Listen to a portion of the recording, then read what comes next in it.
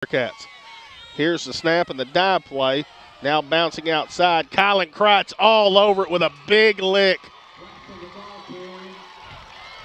As it looks like no gain on the play. Great job there, Kylan Kreitz. Well, we want to say that we are live now. At least we hope that we are. And should I call Kelsey to find out just to make sure? Everything seems to be on go. We apologize for the technical difficulties. We're in the first quarter. There is no score. We'll keep up with the clock. 7:55 to play here in the first quarter. Melbourne just recovered a fumble inside the 5-yard line. Yeah, Hounds looked really good on their first offensive drive, moving the football, throwing the football. And, you know, things like that happen, but you got to get a big stop here on defense. And here is the snap and a handoff again to the big back. It almost breaks free, and the shoestring tackle there. Looks like Braxton along with Spearman on the tackle. Awfully close to a first down for the Bearkats. Believe it is enough. Chains are moving. They've already moved the chains before the signal, so.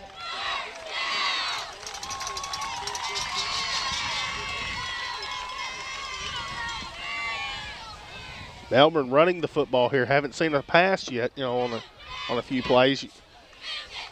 Does Melbourne change what they do, David? You know, that was kind of my question going in. Are they going to try to, you know, run the football, try to control the trenches up front? As here is the snap and a dive play again. Looks like Davis on the tackle and a big pickup there for Melbourne. Both teams on their first offensive possessions kind of going away from what they really do best. Hounds usually a running team. They've been throwing the football, and this bunch likes to sling it around, and they've been running it with great success against the Newport front. Now on 2nd and 3 here. 6:50 to play here in the quarter. First offensive possession for Melbourne. They've gotten themselves some breathing room out beyond the 20. Now a bunch set here for Melbourne. Everybody inside the hashes and just a quarterback power here with Wren as Wren tries to get outside and does and steps out of bounds, and it looks like near the 40-yard line. Big play again for Melbourne. Yeah, the Wren kid is just that quarterback is as good as any football player on the field right here. He's a dandy. He can run the football. He can throw the football. Melbourne yet to throw it. Looking to go quick here as we'll try to mention that defensive front as we go. And just going to do the same play. And that time the Hounds are all over it. As it looks like maybe a gain of 1 there. And again, you go to the chess match. What do the Newport Greyhounds do defensively to change what's happening? Do they bring another guy down in the box? Do they go to a 5-man front, a 6-man, a 7-man front? You got to do something to offset what Melbourne's trying to do here. A passing football team, they love to sling it, but they're running it with great success right here against the Newport Greyhounds. Big Abel Robinson man in that middle, along with Tyler Ridley and Jaden Godare at your defensive ends. And want to take a little time to talk about Jeremiah Godare. He's going to be out the remainder of the season. I believe ACL, MCL is what I saw. Prayers to that young man going forward. Senior year, heck of a football player. Option play here, and it is sniffed out well there by Braxton as Spearman along with Drennan to bring him down for a big, big loss. Braxton does a great job right there of reading his keys and knowing what guy he had to get. So he goes to the running back, and the running back had already pitched the football. Just a great job of textbook defense there. Football game brought to you by George Kell Motor Company, Jackson's Funeral Home, White River Health, Arkansas Steel Associates, El Puente Mexican Restaurant, Diaz Scrap Metal, I Care RX Pharmacy, State Farm Insurance Agent Andrew Roach, the White River Orthopedic and Sports Medicine Clinic, and Merchants and Planters Bank in Newport. Now on 3rd down and maybe 13 here.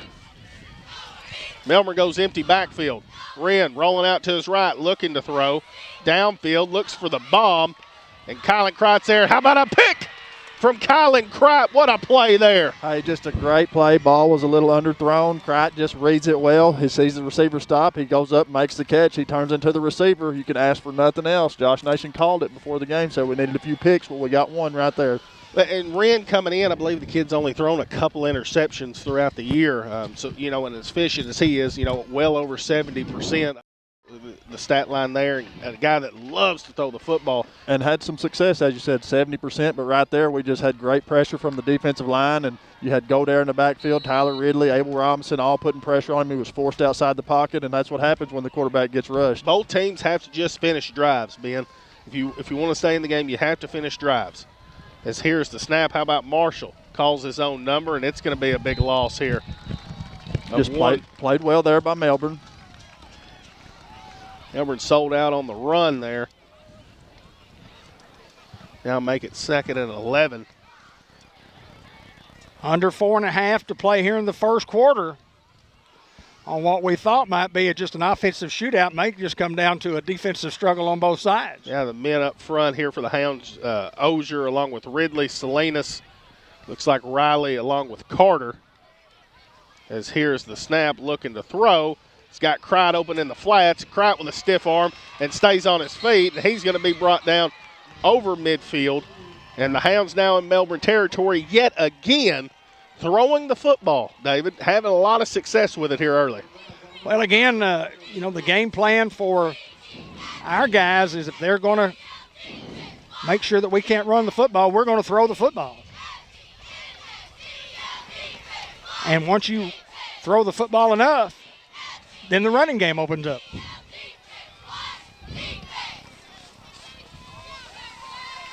On 1st and 10 here from the 47. Snap, Marshall looking for the bomb to Kendall. He's got him open, just overthrows him.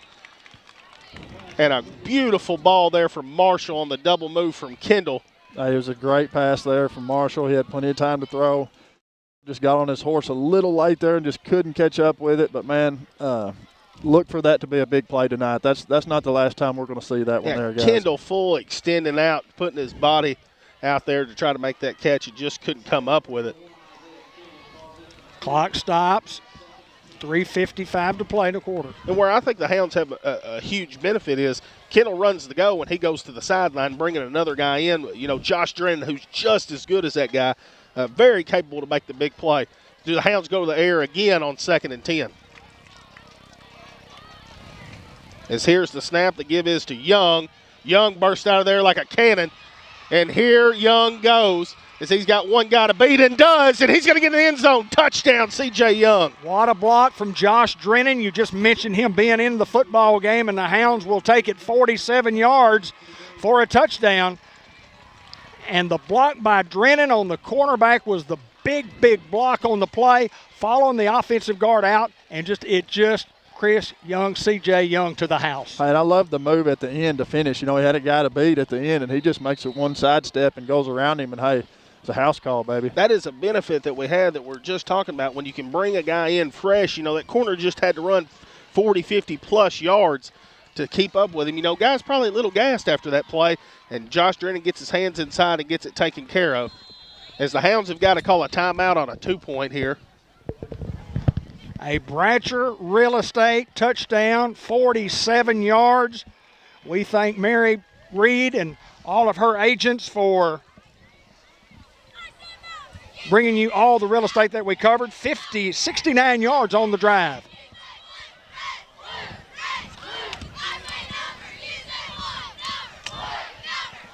Hounds just a little miscommunication on the play call there on the 2-point and have to burn the timeout.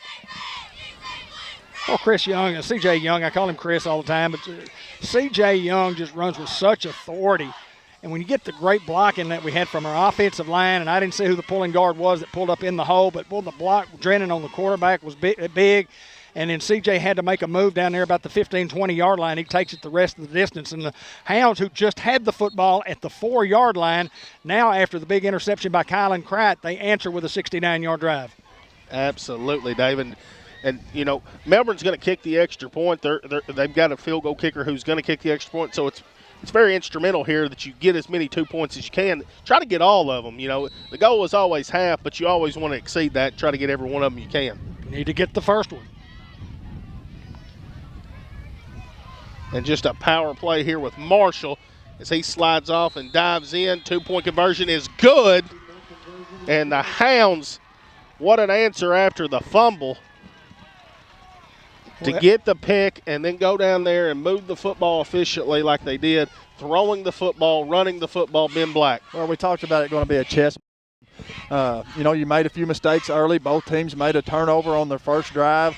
And I think that both teams obviously know that the magnitude of this ball game and the situation. So now that we've got those 2 turnovers out of the way, I think we're going to see 2 great teams go at it for the rest of the night. You're seeing 2 high-powered offenses, and let me tell you something you can't forget about is how good both of these defenses are. The Hounds answer after the fumble and getting the pick and then the score and striking blood here first at Melbourne. How important is it to get on the board first? Oh, it's just a dagger. Most of the time, you want that momentum. You want to try to draw first blood, and that's exactly what the Hounds did. Got a lot more football to play, and it brings me to a First Community Bank kickoff where community comes first, 25-25 Malcolm in Newport, Arkansas.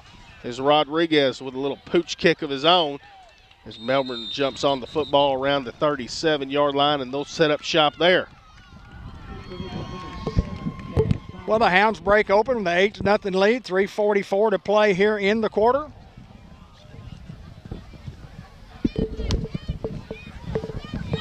And the Hound defense back on the field. Well, what great success that the offense from Melbourne had running the football, and then got them in a 3rd long, which was a passing situation. They went for it deep. We came up with the Oski. Now they go the trip set to the top of the screen. I expect them to widen out here and still try to run the football with the big tailback. As here's the snap, and there is the give. And brought down, and great tackle from the backside. It looks like Braxton there, and then to finish him with Spearman. Great job there by the Hound defense. Yeah, both those defenders just shed their blockers and come downhill and make a great stop for a loss there. Makes it 2nd and long for the Bearkats. They give him a couple on the play. Wow. Yeah, they gave him a little forward momentum there, which is fine. I thought he lost 2.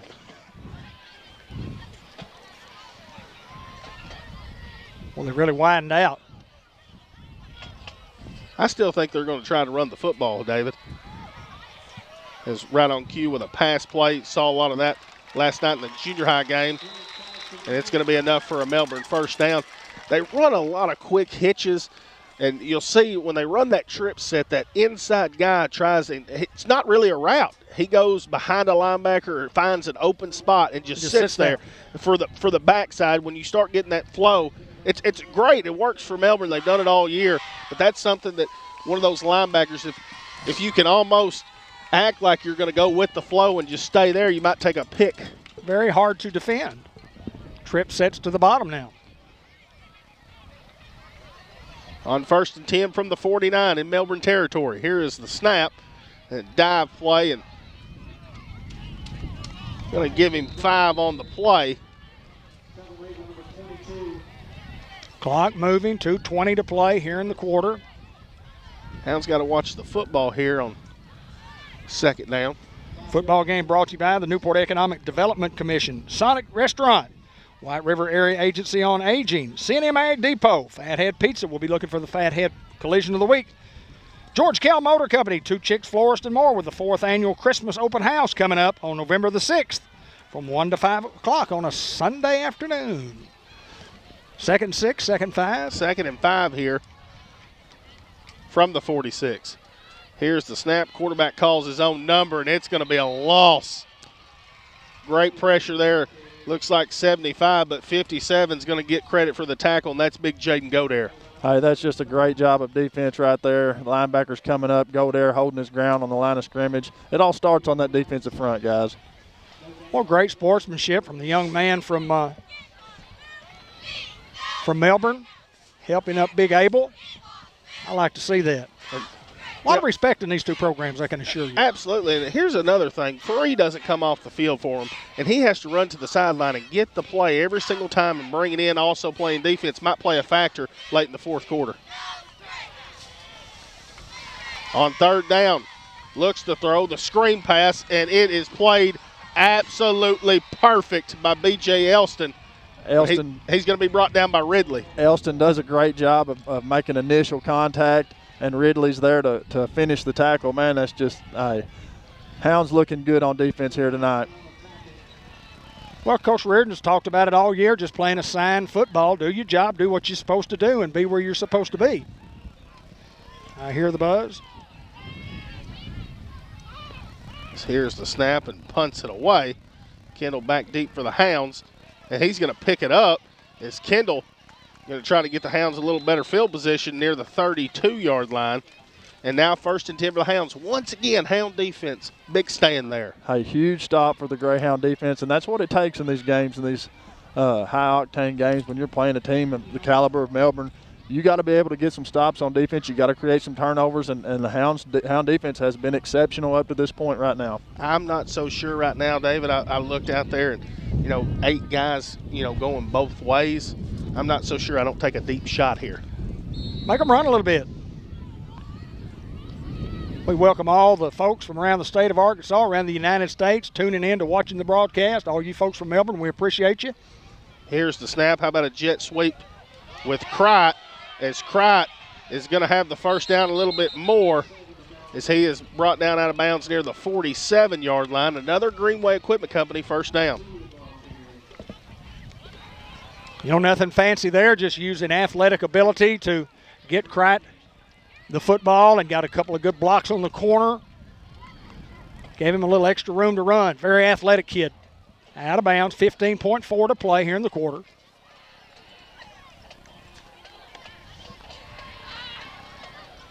And a lot of times our clock may not match up with what's on the clock. It's just hard to keep. 1st and 10 for the Hounds, Hayden.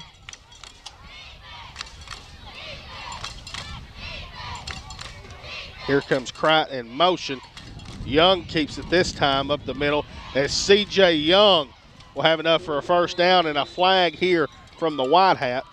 Well, I love the play call. You just have Crite the play before coming in motion, and he's giving him the ball in the jet sweep, and it's kind of the same thing, and it sets up a hole inside for C.J. Young. But we'll address the penalty here and see what we're going to get. I'm going to say, not griping, but if the White Hat calls a flag, he calls the penalty flag, regardless of who it's on, why does he need to go to the side judge and tell him what's going on? It's a good point. If it was a hold, it was a hold. You call the hold, and then we go forward.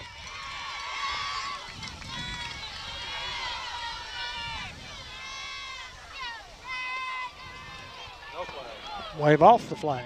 You just go talk to him and say, hey, I'm going to wave this off. I don't understand that. Well, I'm glad they waved it off. Absolutely. Hey, I like it. That was a great call right there by the referee. Great run by CJ. I'm talking about the great call by the ref. Hounds are not going to have an opportunity to get off a play here in the first quarter. We got a real quick word from ASU Newport coming right up. Hounds lead 8-0 at the end of the first quarter. You need a job, a future. So what should you do? Where should you go? At ASU Newport, the answer is just down the road. With 3 campuses tailored to different skill sets, ready to set you soaring with in-demand skills and unlimited earning potential. Our Newport campus features programs in diesel technology, agriculture technology, surgical technology, and more. Start your future now at ASU Newport, your community college.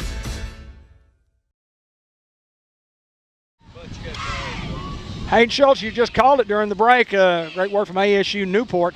Hounds with a pretty good first quarter, even only up 8-0, but really a pretty dominating first quarter for the Hounds. Absolutely, David. And very, very well could be, up 2 possessions, with the Hounds driving the football early inside their own 5 and then Young coming away with a fumble, and that guy doesn't fumble very often. And here's another deal. The experts, the pundits around the state of Arkansas, I didn't see anybody pick Newport to win this football game. And so we came in maybe as a prohibitive underdog, as many as 20 points by some affiliates. Going to be a good one. We still got a lot of football left, Absolutely. David. As here's the snap, and the give is to Young. Young up the middle. Looks like a gain of 1. As Melbourne's selling out here on the run on first down. We threw the ball had some success on first down throwing it. I think that's just a setup, David. I got that feeling with Tim Branham tonight that it's a setup, and it's set up for a big play for a touchdown. I think you're right, Hayden, and I hope you're right. M&P Insurance Services, Farmers Tire Mart, Norman Baker Pharmacy, Sam's Diner, all sponsors of Greyhound football here on Cable Channel 15 TV. Unity Health, Newport. We'll have the player of the game, the Subway coaches report at the conclusion. Melbourne crowding the box. So here's the snap, throwing it back out to Crite. That's a fumble. The ball goes out of bounds. And the Hounds now going in the wrong direction. Not so sure Crite knew that was a fumble. It was behind the line of scrimmage and behind him. Could have been a disastrous play. Already disastrous enough. And now on third down and long. Don't have to get it all here, David. No. You need to get a chunk, and I would say the Hounds, if they can pick up anything over 8-9 yards, that they would try to go and not necessarily punt those guys deep. Third and 17. I think it's Kendall again on the down, out, and down. I think it'll be 6. I like any time we've got Kendall and Crite on the same side. So we have a flag here.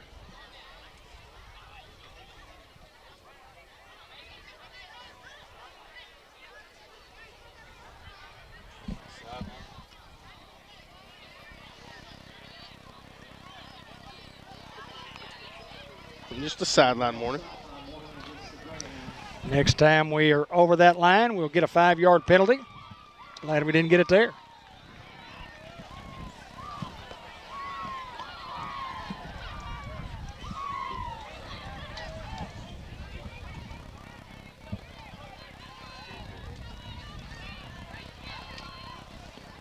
We hear a buzz. We're doing the best we can do. Hope you don't hear it at home. On third down and long here. Snap, Marshall looking to throw. Throws it up. And Crite goes up to get it, but we do have a flag on the play. That's in the area of pass interference. The ball was not thrown out of bounds as Crite had a chance to catch the football.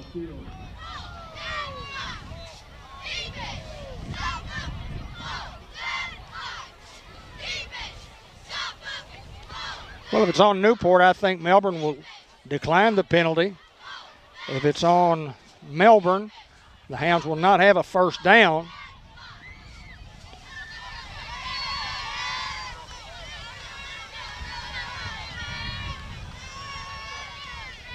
And it's a pass interference against Melbourne. Well, it wasn't where the action was. It was on Kendall's end a little further downfield. But you come back to the line of scrimmage and you mark off 15 from there. So let's bring up third down and a couple now. And that's a huge, huge penalty. This is right where you want to be pretty much from the get-go. You've got to go on down. Yeah, keep going. Go. I mean, you're in a great position here. Just a big break there for the Hounds. What's a break, and it's a bad break for the Bearkatz. 11 minutes to play here in the second quarter. I apologize for the clock, guys. I know it may not be moving when it's supposed to be moving, and it may be moving when it's not supposed to be moving, but I am. We'll keep up with it. 11 minutes to go. Backup tech guy. We'll just be conscious of the clock. All of us will, and tell you what it is, even if we do miss it on the board. Now third down and a couple. Melbourne bringing the house. And a bad snap, and Young is going the wrong direction.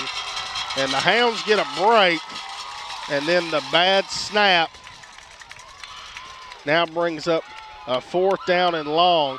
And the Hounds, yet again on the offensive end, shooting themselves in the foot. Not necessarily that Melbourne stopped them.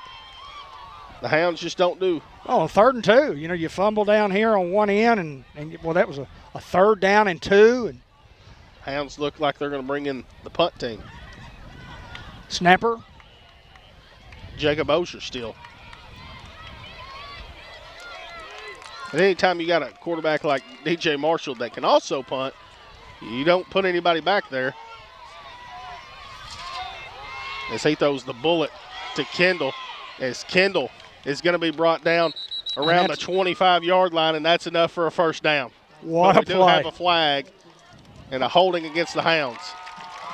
Well, we would hope that these guys would stay out of it, but obviously they're not going to, and they just saw it, holding penalty, and my goodness gracious. Very frustrating. Sounds like a makeup call. Looks like a makeup call for the pass interference, but you never know. Maybe we held. But you can call holding every play, guys. I just never understood on these crucial times how you can call holding when you could call it every single play. Somebody's holding every play, guys. Yeah, Hounds got to punt now, as you saw him kind of back off. And not necessarily got to. You know, this might be a time where Kendall goes to run to the stick and then sits down and then a little pump fake and throw it deep to the end zone. Well, the ball's going to be in Melbourne's territory at the 45-yard line. I think the Hounds have to punt here. I think you have to, but I'm just saying, David, you don't necessarily have to. Don't necessarily have to. Well, the element of surprise now is. I love the play call. I love the play call. Yeah. It was a great play call. We executed it perfectly.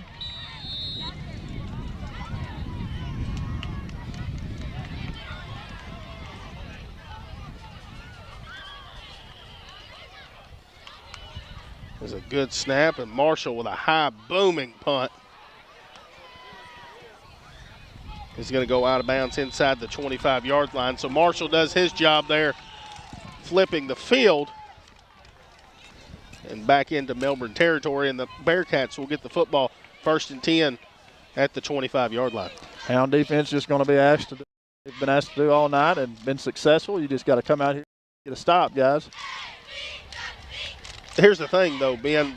The Hound defense has been playing well, but you can't keep relying on them to pitch a shutout against a team like this. Oh, no doubt. Offense has got to put some things together. You got to have some things fall in line and go your way. Because I assure you, the pass interference penalty that helped us, it's coming back this way with one of their own on 1st and 10. Here's the snap. Quarterback looks to throw, and it comes up incomplete. Play action off the zone read. Did not give. Just a little quick slant, missed it.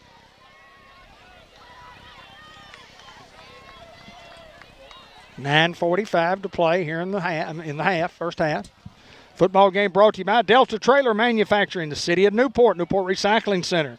Dr. Gavin McDowell at Customized Vision Care.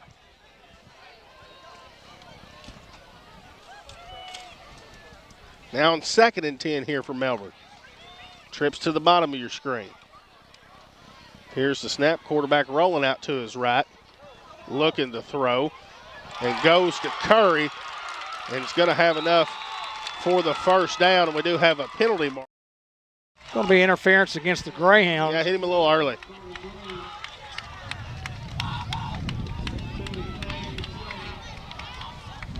Not a spot foul. Will they get more yards if they take the penalty?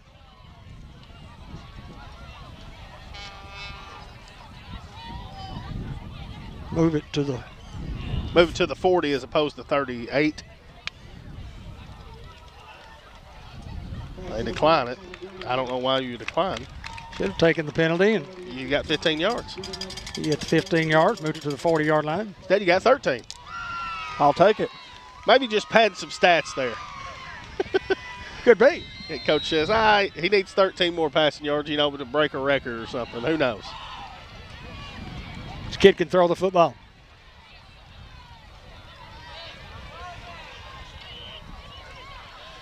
Here's the snap, and going to run the option again. His pitch out wide. And looks like Drennan along with Braxton on the tackle, and a gain of about 7. Elston does a great job there coming up and tackling his man. Quarterback just pitches it to the open tailback and gets some positive yards there.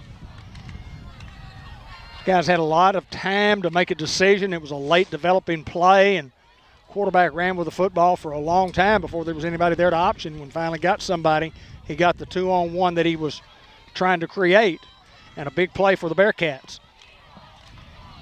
On 2nd down and a long 3, short 4. Trips to the short side. Now option coming to the bottom of your screen. Does it look like Godare in on the tackle along with Ridley, and he'll have enough for a first down. Graham Boosters, Dr. Kelly McKinney, Mark Manning Shelter Insurance, Howard's Glass Company, Lou Allen Family and Company, Doyle Family Farms, Fletcher Land Surveying, Churchman Building Center, Newport Food Mart and Shell Station, Lonnie Hahn, the Pest Detective, Tempro, the Laster Brothers, who now have available credit on HVAC upgrades, Blue Bridge Brews and Bakery, Bank of England Mortgage Company, first down and 10 right at the 50-yard line. And 4 receivers on the top side. You don't have to guard the inside receiver. Hounds don't have enough guys over there, though. Hand it off to the big back. So he's going to pick up a strong 5, maybe 6.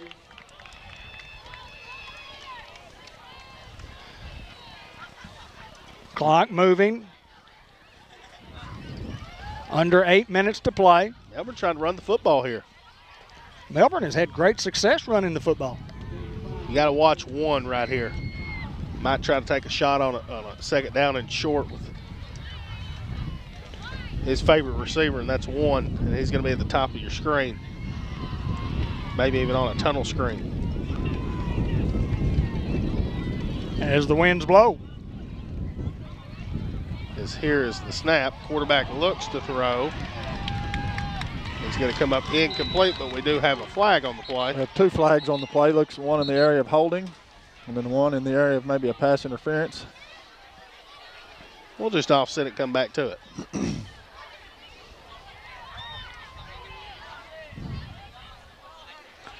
I do like that they do have microphone sets.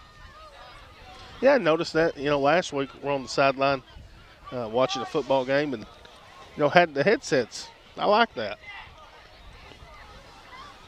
As long as they get the communication down here and they got the Yeah, only if they get it right, David.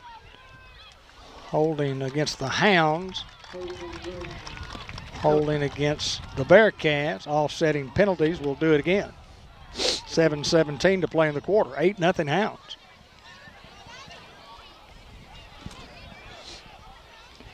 Cable 15 TV and the Greyhound family say thank you to Connie Waters and her family for the ongoing support of our youth, our schools, and our community.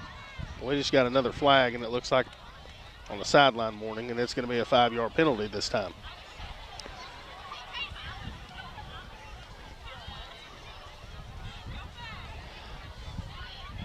I wonder, and I look at the bottom of the screen here, and you really can't see it.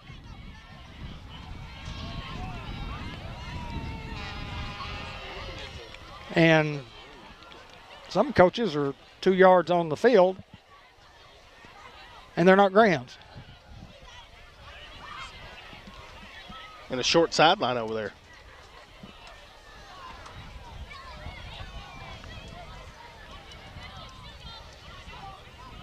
I want them to get it all right. I want them to get the calls right, but I want them to make them and move the chains. Let's go.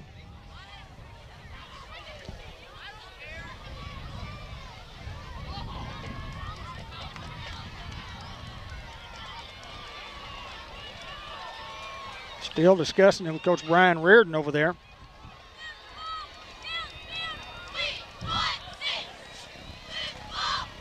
I'd back them up to the track at a pure spot.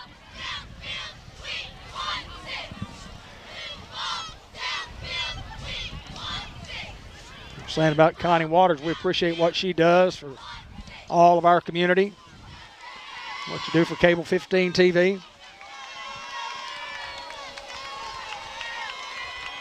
That's more than 5 yards. So it had to be something said on the sideline. Unsportsmanlike conduct against the Hounds on the sideline. And those are the type of things that you don't need. So Melbourne with an opportunity here with 7:17 to play here in the second quarter. 8-0 favor Hounds. On 1st and 10, they go to the big tailback, and looks like maybe a gain of a couple And who's in on that tackle? Whoever's at the bottom. Look like Godare. I believe that is Godare. Big Jaden. Boy, he plays tough. Tough young man. You know, you mentioned Jeremiah early in the broadcast. I can't remember whether that was on the live part or the part that we were recording, but out for the year with ACL, torn meniscus, strained MCL. Second down and 9 for the Bearkats. Trips to the bottom of the screen, single wide receiver at the top. On 2nd and 9 now. Ball inside the 30-yard line is looking to throw, sets up the screen. How about Braxton yet again? Just sniffing it out. Just perfect read, perfect execution, one-on-one tackle. You come up, you make the hit, you drop the guy where he's at. You can't ask for anything better than that. And I think Melbourne might have watched a little bit of Atkins tape. You know, Atkins had a lot of success on the screen pass underneath. They went to the well a couple times on that, and Braxton both times. Phenomenal job being there. Stay at home, read your keys. Big play here on 3rd and 12. 5:47, clock moving here in the second quarter. Quad receivers this way. Yep.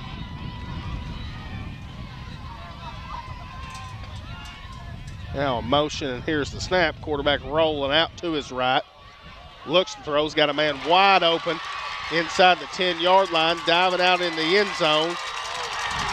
And they're going to mark him short, and they're lucky that they did, because if it was a fumble in the end zone, be going the Hound direction. Now we're going to go quick here, and you can expect a quarterback power.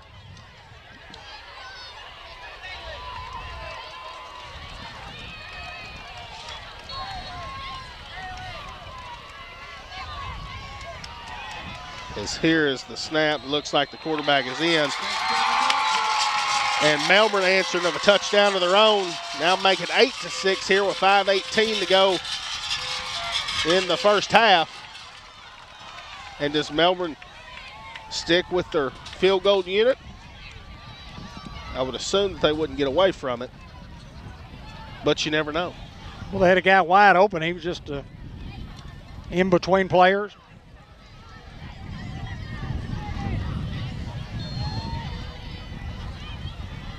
And that answers your question. They're going to go to try to tie it up here. One's keeping the football right here to the bottom of your screen. And it looks like they moved early. Yeah, and there they get it. They moved way early.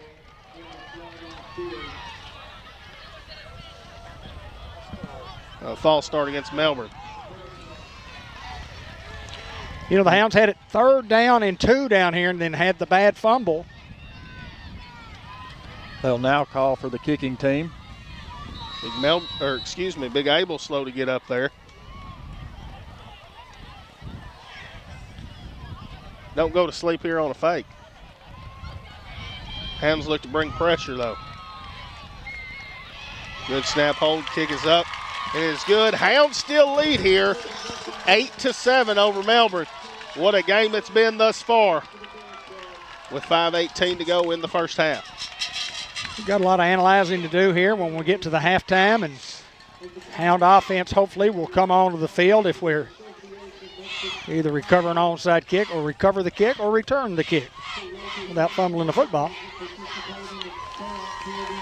Hounds had one opportunity on their first drive. If you just joined us, inside the 5-yard line. Matter of fact, they got it to the 4, 2nd down, and go from the 4 and had a fumble on their first drive. Then we had the 2nd down or 3rd down and 2, and a bad snap or a mishandled snap may be more appropriate. And when you're playing a quality football team like the Melbourne Bearkats, those type of mistakes can hurt you. First Community Bank kickoff. Coming right up where community comes first at First Community Bank. Give them a call at 870-201-6202.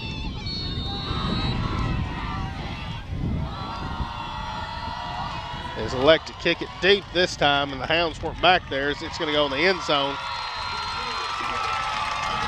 Hounds expecting the pooch, and Melbourne kicking it deep. And the Hounds will set up shot at the 20. You know, how often have we talked down through the years, whether it's for your team or the other team, hard to drive the football 80 yards without mistakes. Let's see what the Hounds can do right here. We've got plenty of time, but you got to have positive plays. You don't have to have a big long one, but you need to get 5 or 6 per pop. Still working on a little buzz issue. I don't hear it anymore.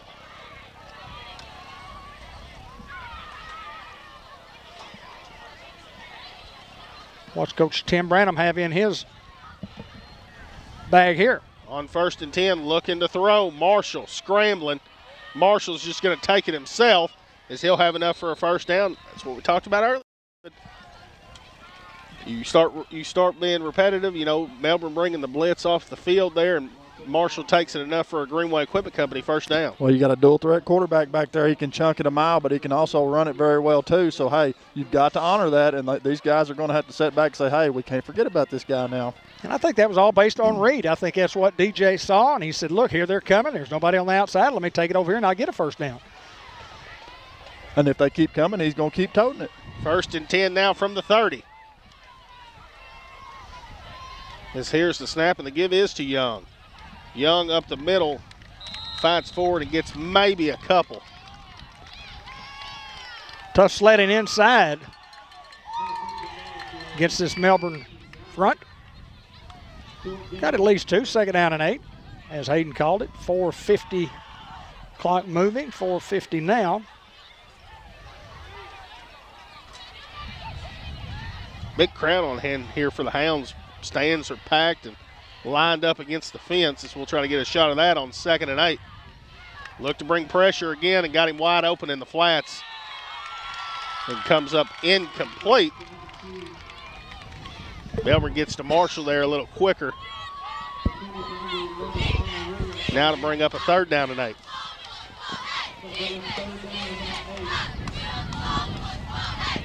Big 3rd down here in the ball game. Hounds need to answer here before half.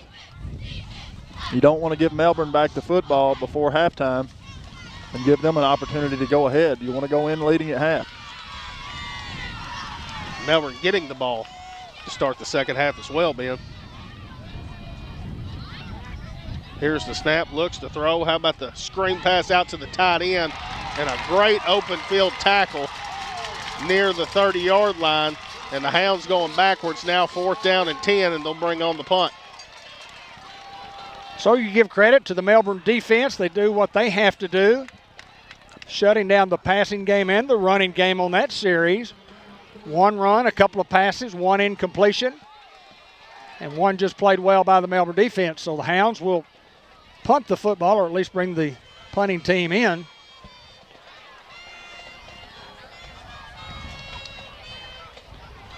High school football, Friday night, guys. And when a guy's standing 9 yards off Kendall, you might throw it. You never know. It's a tight spiral there. And great reception here from Melbourne is going the other direction. How about a big lick there? We do have a flag, and Tyler Ridley put him in the clubhouse. That's a big lick. Absolutely. There's a block in the back also along the way there. I think they're going to get Melbourne for. Kid came up just running hard, and he was not going to be denied. He said, I'm going to catch this football, and I'm going to run. He did a great job, but ran into a wall there with Tyler Ridley.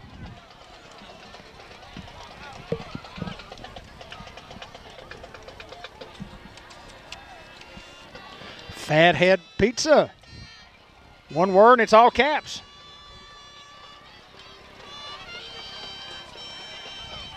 And that is the call, David. Still with a good return. And in Hound territory. Absolutely. At the 47-yard line. Obviously the best starting field position of the night for the Bearkats. 3:34, 3:33 remaining here in the first half. Who will have the lead at halftime? Hounds need a big turnover here, guys. On 1st and 10. Here's the snap, and quarterback rolling out, looking to throw. Great job there by Kendall to break up that pass to bring up 2nd and 10 now. Good pressure in the backfield, B.J. Elston. Yeah, nice pressure there by the linebackers. Elston does a great job. Kendall doing a great job to be in his position and knock them young man down from Melbourne. Calls an incomplete pass.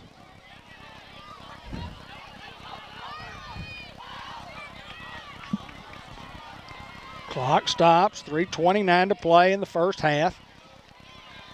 And does Melbourne try to run a little clock here so the Hounds offense doesn't come back on? Or do they try to go score here? I think these guys are on score mode as quickly as possible. Here's the snap. Quarterback looking to throw. He's going to the wheel route. He's got a man wide open. And once again, hooking up with his favorite target inside the 10-yard line. The ball a little underthrown, but Melbourne comes up with a big play. Well, we talked about that on the way up here tonight. How we defended in the secondary would depend that would be the determining factor on who wins this football game. And that kid just ran past us. And a big play for Melbourne inside the 10 now. Now 1st and goal from the 10. Hound defense got to be tough here. See a little power for him. Looks like quarterback's just going to keep it behind him.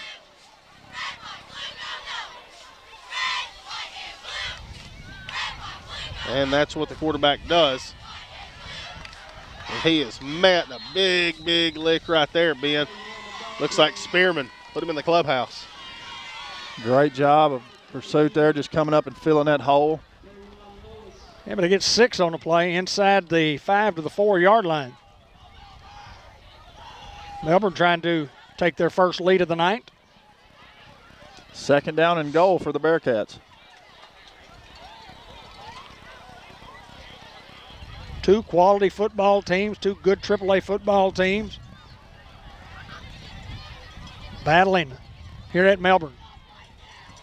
On 2nd and goal now. And now they'll run the clock. So we have a flag here.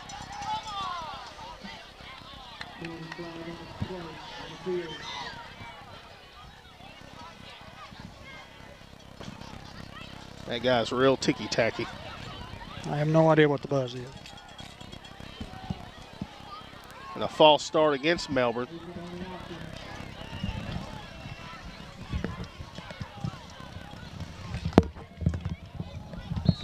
Now brings them back to the 10.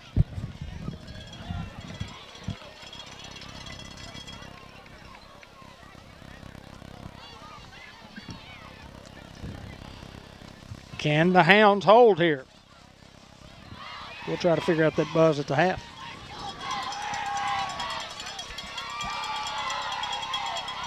Hounds fortunate to get the penalty.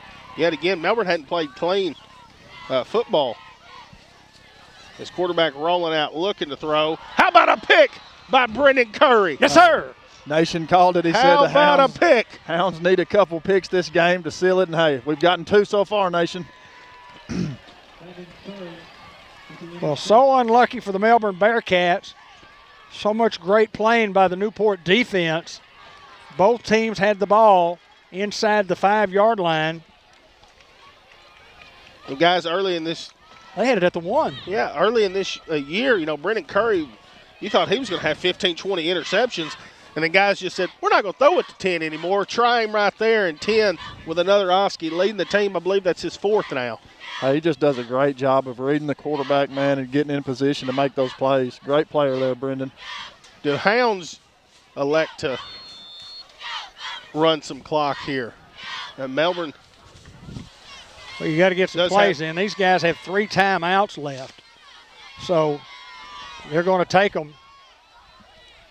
Hounds got to get a first down and have to punt. We better get the play off. We've got 8 seconds on the play clock. Yeah, now Hounds 5. couldn't get their personnel in there. Hope DJ sees the clock. He better snap it. and he does on 1, and the give is to Young. And how about Young making something happen? As C.J. Young's brought down. Yeah, by about 8 or 9 hustling Bearkats. Matthew Riley out there just doing a good job blocking. As Melbourne not elected to call a timeout here, I'm not so sure that the Hounds Just don't sit on it. I can't imagine them not using their 3 timeouts, but apparently they're going to let some clock burn here, as we're almost under a minute. Well, Melbourne gets the football to start the second half. The snap, the give is to Young up the middle. Young fights forward, and he's over the 10. Maybe the 11-yard line. Hounds wanting to go quick here.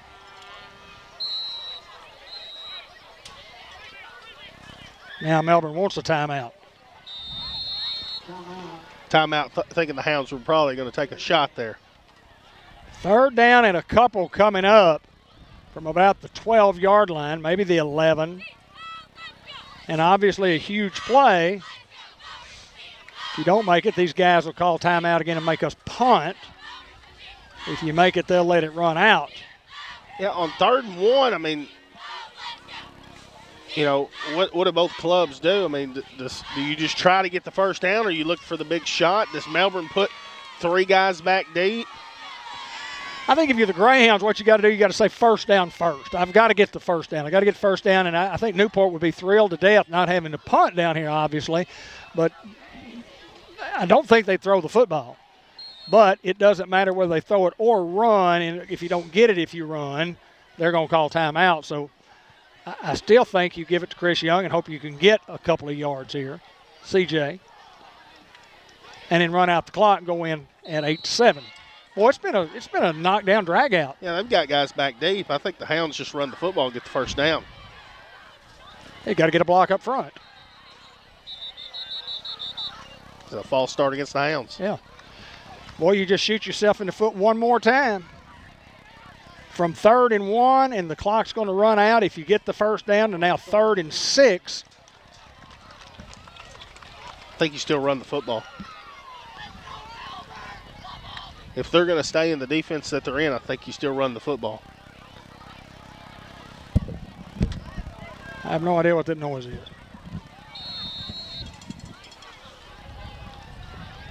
We can't monitor our feed because the internet service is not good enough.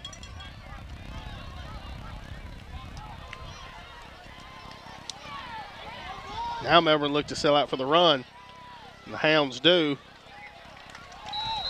near the 10-yard line, and Melbourne wants a timeout. Played into Melbourne's hands there. Yeah, punting situation for the Hounds. And these guys are going to have one timeout left and the football. Hounds have got to get a punt away. And the way their offense has been moving the football, anything can happen here before the half. Merchants and Planters Bank halftime report coming up.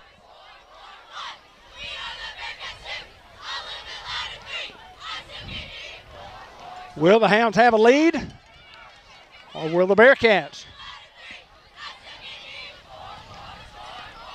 That is the question. David, and I know this is kind of a crazy scenario here, but do the Hounds just line up in a normal formation and have DJ maybe just throw it deep and take your chances with Kendall or Crichton coming down with the football? If they don't, maybe Melbourne does pick the football off, maybe a pass interference. Are you better off throwing the football deep? Well, I think Melbourne's telling their guys if they throw it down there, knock it down, and you get it at the 7-yard line. Yeah, this guy that's guarding Kendall is well off from the sticks.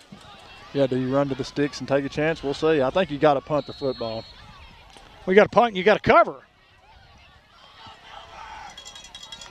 Because the Hounds weren't ready for it earlier. There's a spiraling kick out of bounds. Looks like they're going to mark it at the 35, but I don't know what.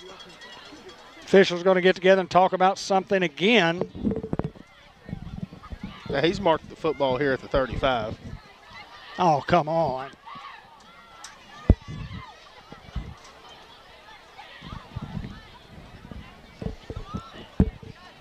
Make the call, guys. I don't care where you mark it, just make the call.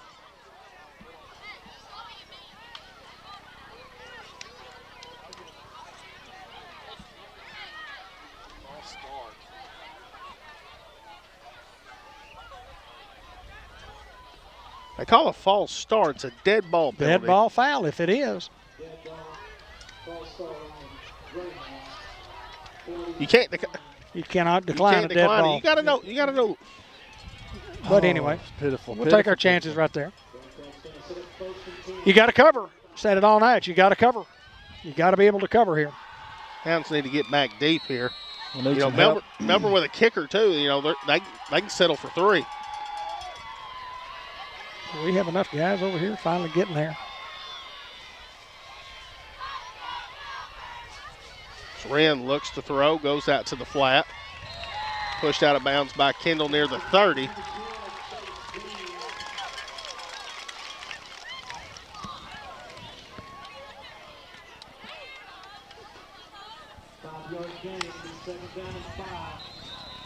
And Coach Ridden wants a timeout here. Probably a good one. Good spot to have a little timeout, kind of discuss some things with your defense. Well, you know that these guys are going to try to throw the football. You know that they're going to try to throw the football to the sideline. Yeah, I don't think that they try to go to the end zone, David.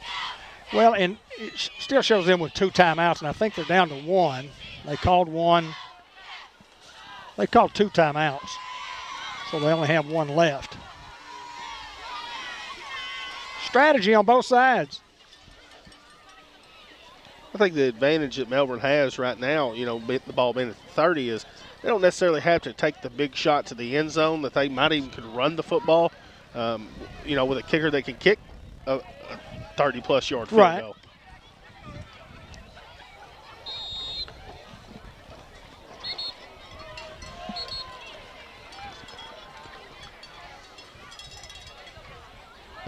My bad, Terry Watson.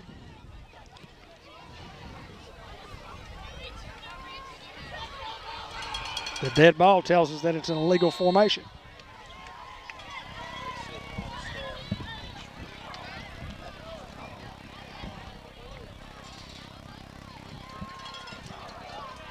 Here's the snap. Quarterback rolling out, looking to throw.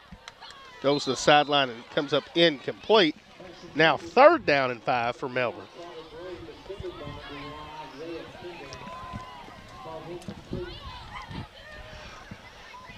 Clock down to 22 seconds. Yes, we're familiar with the buzz.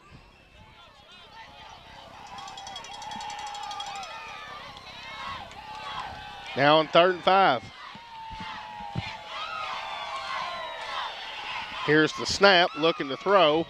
Goes out wide, and they're going to have the 1st down now, as Braxton's going to bring him down. And enough for a 1st down.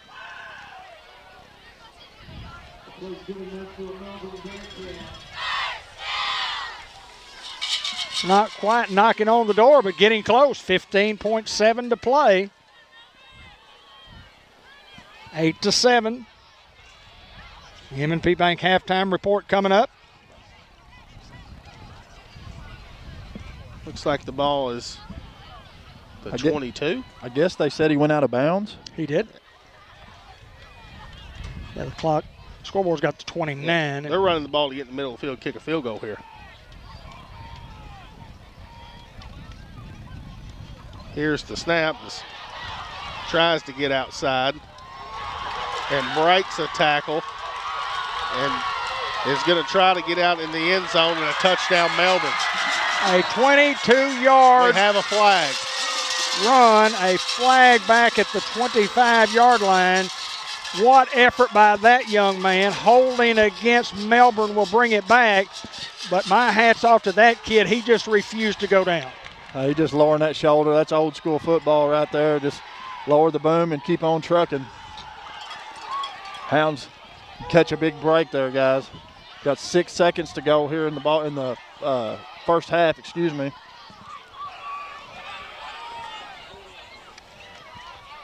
Well, it's been a comedy of penalties here in the first half.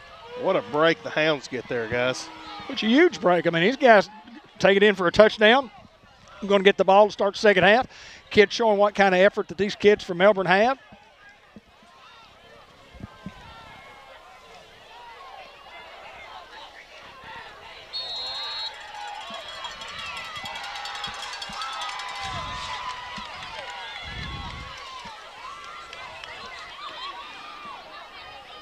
And now more discussion.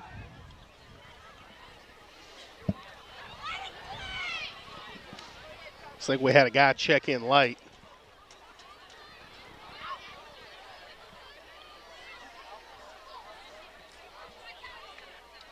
It's the only thing I can think of.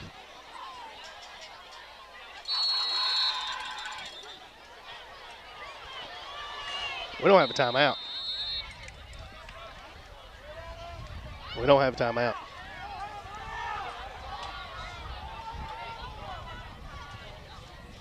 Well, the scoreboard shows those guys with 2 and us with none, so I'm assuming that the scoreboard is wrong, and Newport does have a timeout.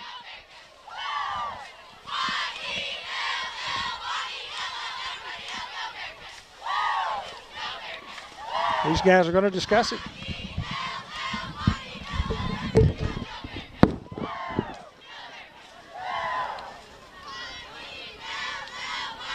.3 to play, 6 seconds.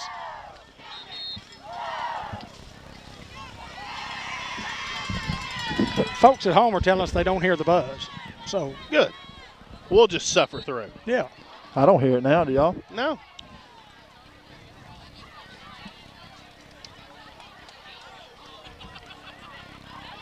Always appreciate my good friend Terry Watson. Batesville Southside. Official extraordinaire. It's in my back pocket, guys. It's not my phone. So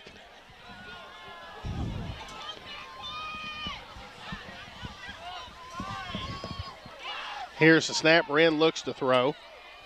Got a man open to the 25-yard line now with 3 seconds left. Boy, that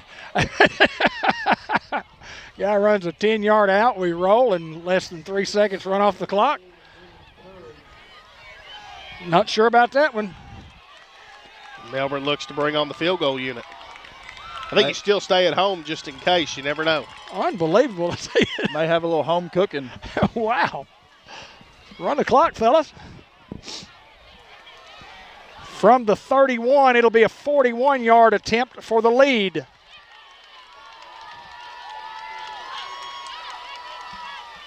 High snap. Hounds. You got to stop the clock. Hounds are going to get the football here with one opportunity if they elect to. The clock didn't start till the guy got tackled. I'm serious. It didn't really matter, but you'd think once the ball is the 3.6 would run off. Well, there's 3 seconds. They snap it over his head. The guy bobbles it. He runs 2 yards and gets tackled. And there's 1 second left. So that took 2 seconds. Come on, guys. Be better than that. We're all right. Here we go. Hounds are going to be fortunate to be up 8-7 here at the half. We'll talk more about that here in just a little bit. 1.7 seconds to play.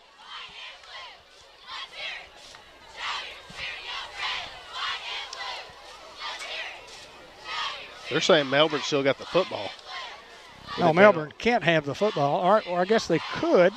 What down was it? They tried it on third down, so it'll be 4th down, so they can try it again. Unbelievable. Yeah. Unbelievable, guys. Because they didn't attempt the kick.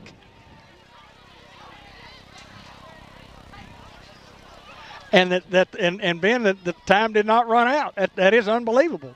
There was 3 seconds left on the clock, 3.6.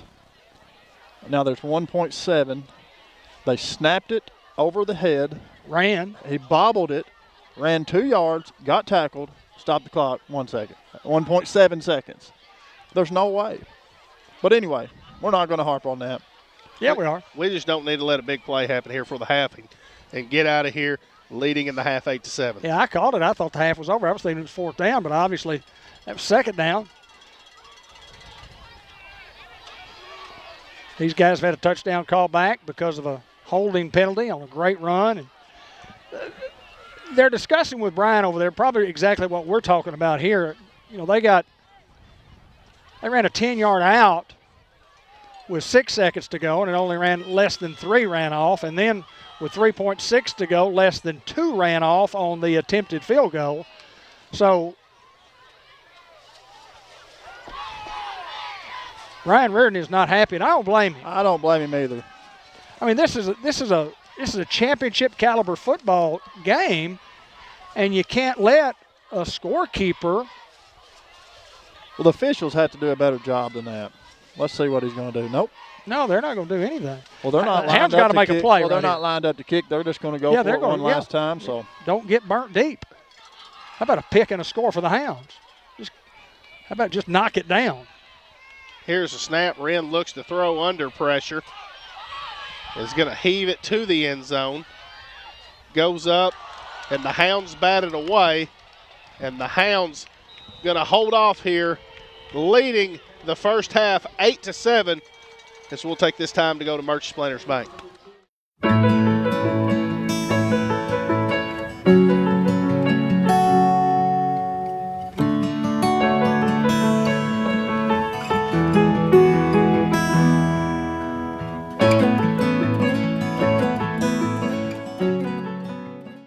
Merchants and Planters Bank was founded in 1946 by farmers and business owners because they needed a community bank that knew them and understood their business.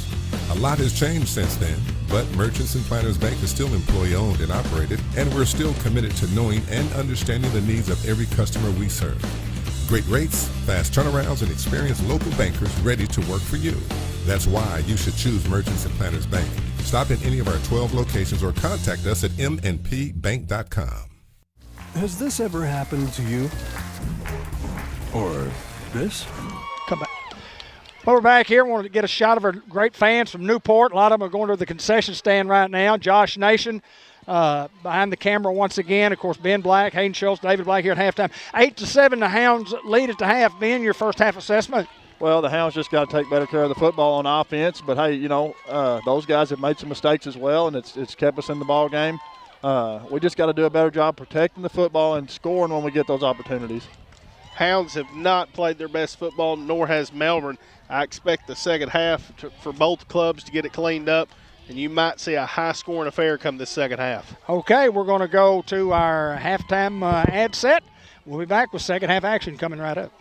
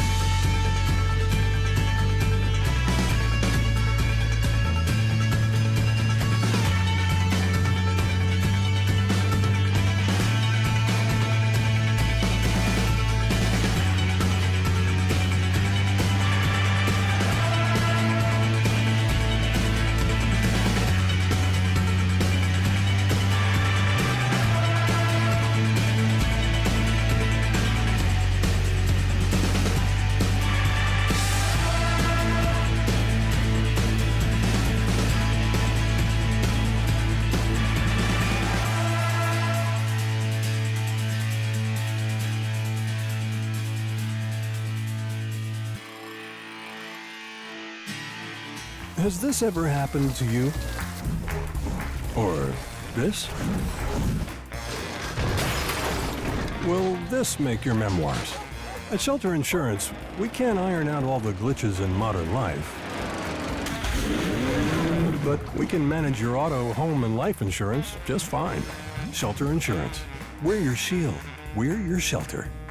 Get the insurance coverage you need at the right price. Call Mark Manning today.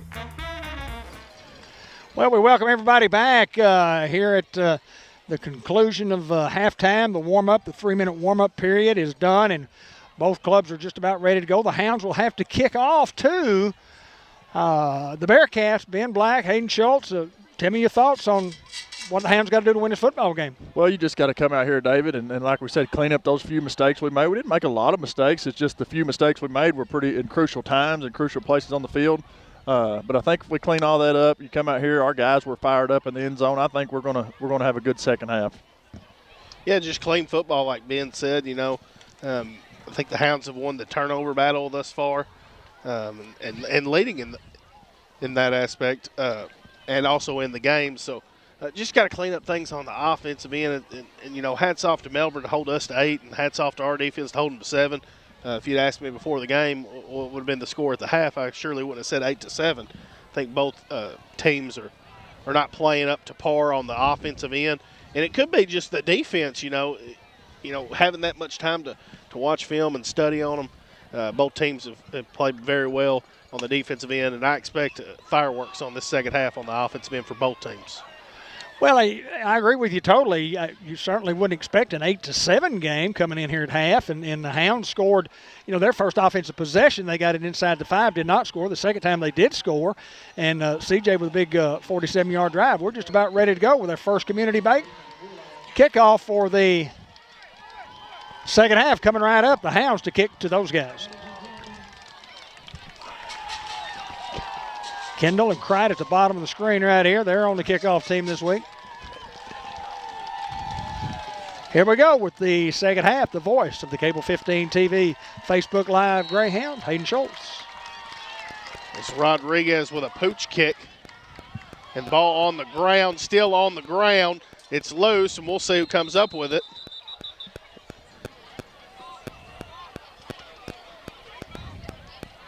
And they're going to signal it Melbourne football. Whew. That was a close one, guys. Whew. That would have been a huge break for the Hounds there. Young man from Melbourne just kind of tried to read the ball and lost his footing. But they regained possession and now have the football near the 40-yard line in their own territory. 11:58 to go in the third quarter. What does Melbourne elect to do to start this half? You've seen some success running the football. Do they try to go to the air? I think you give it to 34. On 1st and 10. Here's the snap. Quarterback calls his own number, and no gain on the play.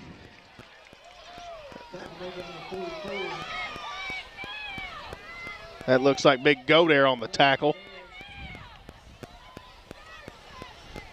No gain on the play to bring up 2nd and 10.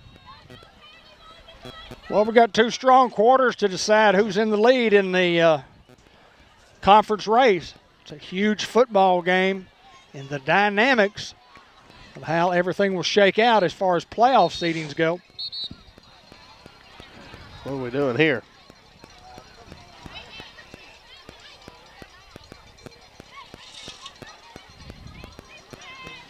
Got an equipment problem with the Hounds. Let me stop the clock here. Shoulder pad buckle need to be rebuckled. We're ready to go. Big Abel is. We apologize to everybody for missing the first few minutes of the game, but glad we were able to get on, and appreciate all the folks who've commented and watched our broadcast. We love doing what we do here at Cable 15 TV and love our Newport Greyhounds. 2nd and 10. Got to watch the tight end down here at the bottom. As here's the snap, quarterback just going to run, and now the pitch, and a great play there, and it looks like Pooty Denton. Oh, what a job of defense there, man. Hounds just scraping down that line of scrimmage, playing good football, just not giving anything there. That's just refusing to give them an inch, Hayden. 3rd down and long for the Bearkats. 10:41 clock moving. Folks, if you want to do a little goose hunting, got a couple of guys right here in Jackson and Poinsett County. You can call Alex at 217-3292 or Michael Payton at 217-2854 and ask them about goose hunts. If you're wanting to take your kids, your grandkids, want to go yourself, guided hunts, give those guys a call. Fallen Feathers Outfitters of Northeast Arkansas. 3rd down and 12. Here's the snap. Quarterback rolling out, looking to throw. Goes to the sideline. He comes up with it near the 45 and threads the needle, and a great ball there and a first down for Melbourne. Yeah, just a great pass and catch there. A little behind in coverage, but he just drops it in over a guy. just a great pass and catch. And this kid throws the football on the run about as well as anybody I've seen all year long. Was it about 70% completion coming into the night, Hayden? Yes, sir. He can zing it. And a great route also, just right in between the deep man and a short guy. Now on 1st and 10 from the 45. Snap and the underneath reverse as Braxton's there but can't be brought down, and Spearman's going to bring him down inside the 35, and that'll be enough for another first down. Young man from Melbourne just refusing to go down. Well, we both talked about it, or all three of us talked about it at the half, that we didn't think it was going to be an 8-7 ball game coming in. We were shocked that it was an 8-7 ball game at the half, and we thought both clubs would put some points on the board here in the second half. Yeah, 2-back set now. You got to watch the back out here in the flat. So here's the snap, and they just hand it off and cutting it up, and it's going to be brought down for a gain of about 5. Looks like a host of hounds there. B.J. Elston in on the tackle, along with Tavares Davis. Hounds coming up to the football aggressively there. I like our play. It's going to be 2nd down and about, 5, 6, maybe, I'd say 6. Ball lies comfortably on the 30.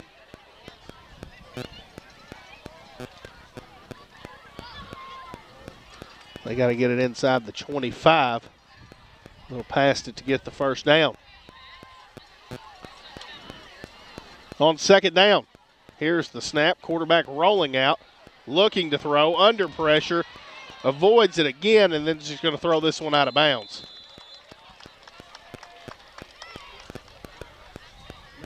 And great pressure, Davis along with Godare back there, and Wren escaping and making it now 3rd down. Yeah, Davis with a great pursuit, putting the quarterback under pressure, and he just couldn't complete the pass due to the pressure, Hayden. Yeah, second time this drive that Melbourne's been behind the chains on 3rd down and long, 3rd and 6 here. They don't like the quarterback to sit in the pocket. They like to roll him out. He's a roller and a thrower. Well, it's hard to defend, man. Yeah, probably 4 down territory. Might run the football here. And that's what they do. It's going to be brought down outside the 25-yard line, so it's going to be 4th down and short.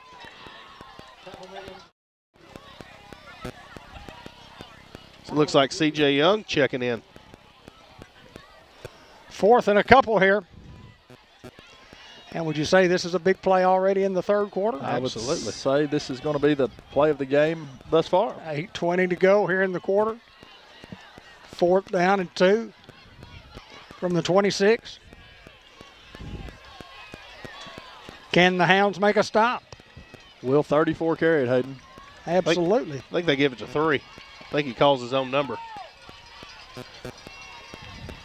And 3 does, and trying to get outside. And he's going to be brought down near the 20-yard line, and we have a flag, looks like in the area of horse collar. Yeah, he got him. That'll move it down to the 10. Hayden, you called that one. If Newport, one of the things that you feared was giving these guys the football to start the 3rd quarter, even having a little momentum. I thought those guys had momentum going in, even trailing by a point.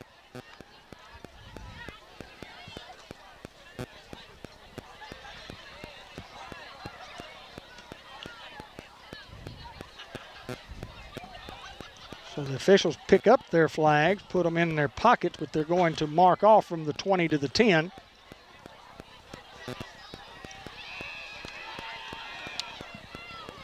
It'll either be 1st and goal or 1st and 10, depending on the spot.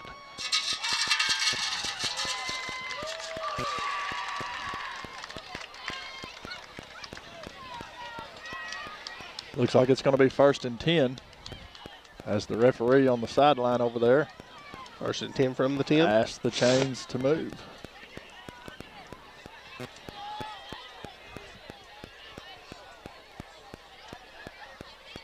Coach Stu Smith asking for an explanation.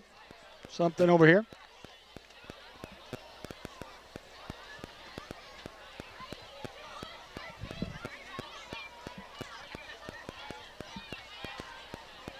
Well, it was not face mask. It was horse collar, but a personal foul face mask penalty.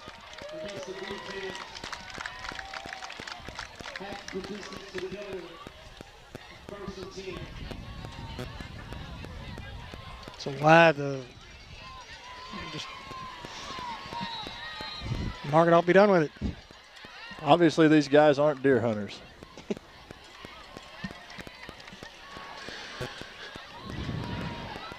I think you see 3 keep it again here. It's a timeout here for the Hound defense. Hounds will call a timeout. Just a reminder that our football game is brought to you by George Kell Motor Company, your authorized Chevrolet Buick GMC truck dealer, by Jackson's Funeral Home at the 1900 block of Malcolm Avenue, our family serving your family, White River Health in Batesville, Carolyn Healthcare, and Arkansas Steel Associates, always a community-minded leader when it comes to helping support the Newport Greyhounds and Cable 15 TV. We'll have the Subway Coaches Report, the Unity Health at Newport Player of the Game at the conclusion of the broadcast.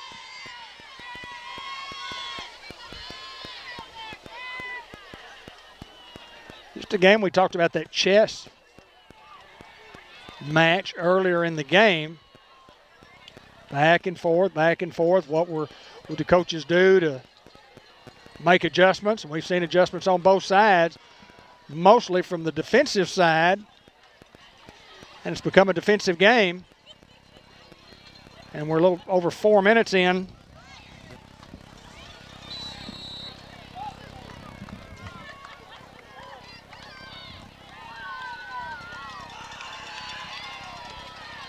First and 10 from the 10. Here's the snap. Handoff up the middle. Looks like Spearman there to bring him down. Gain of a couple on the play. Initial contact made by number 15.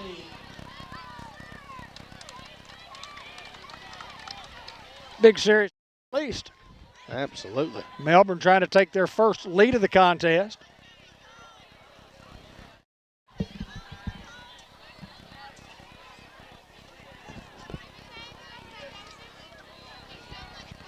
.720.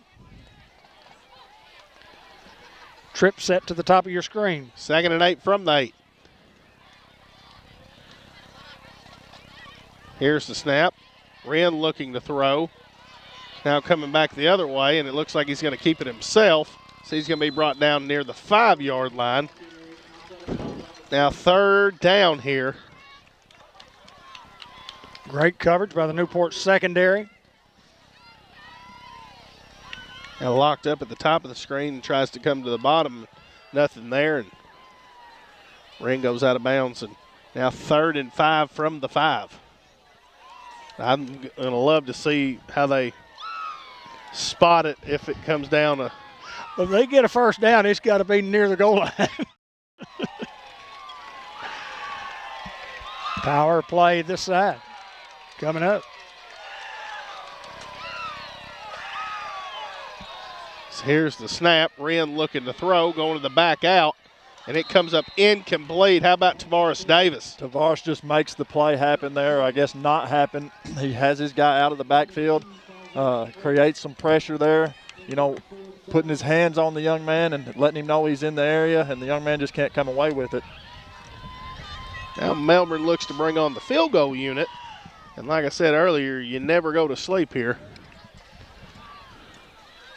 Snap from the 5. The hold will be about the 10, so it has to be inside the 5, I guess. Be a 20-yarder if they elect to try it. Snap, hold, kick is up, and it is good. Melbourne taking their first lead here in the contest at 6:53 to go in the third quarter, up 10-8.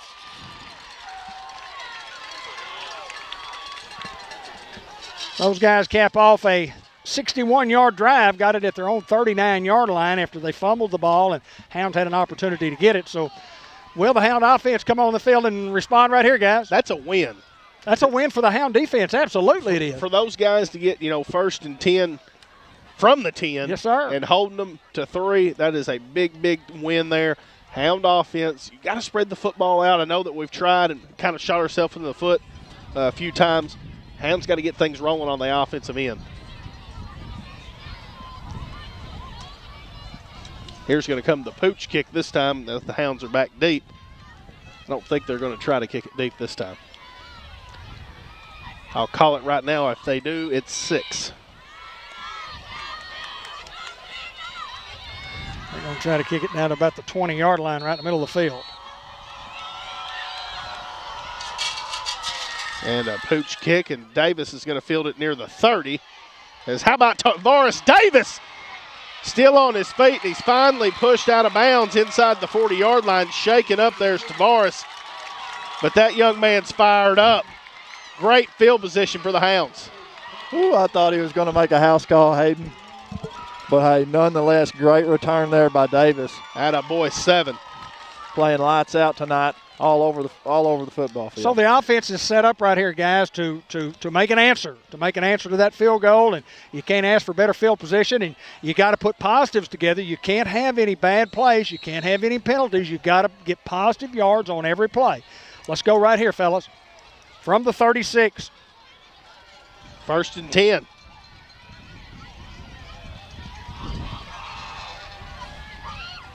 Snap, give is to Young up the middle. It's Young inside the 35-yard line, 34. Give him a couple. Now 2nd and 8. Melbourne just selling out on that run, not going to let C.J. Young, or try not to let him beat them. I think if you're not going to throw the football here, that'd be a great opportunity to fake it to Chris and let DJ come the other way. See what happens here. We did get positives, but not a lot. I like Kendall at the bottom by himself.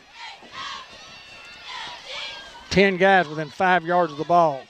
Marshall looks to throw, throws, and it's picked off.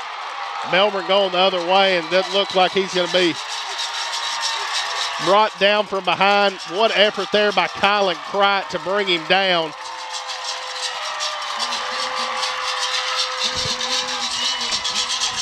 And Melbourne sold out on the out route and was there. Bobbled snap in the backfield, a low snap. DJ turns around and rifles it, and they pick it off and take it the other direction.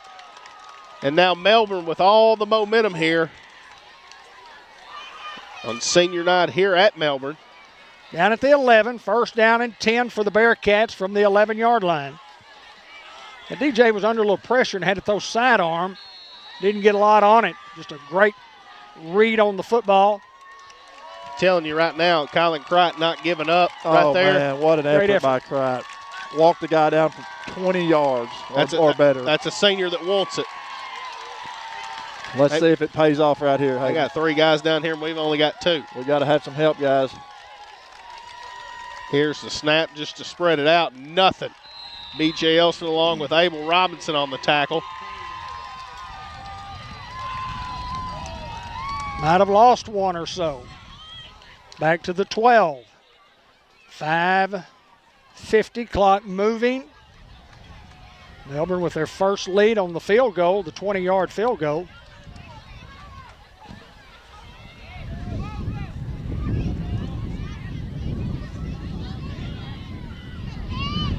Empty backfield yet again. They're going to throw a quick screen out here.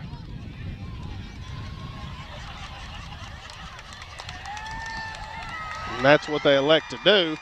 How about Kendall? Great play. It just couldn't bring him down. as we're all over it. Can do get him down near the 5-yard line. Still brings up a 3rd down at about 4 here. Stays in bounds, so the clock will continue to roll. You couldn't play it any better defensively there. That's just a lot of arm grabbing right there. You just got to wrap up. Well, it's 3rd down and 5. 3rd down, maybe a short 5, long 4.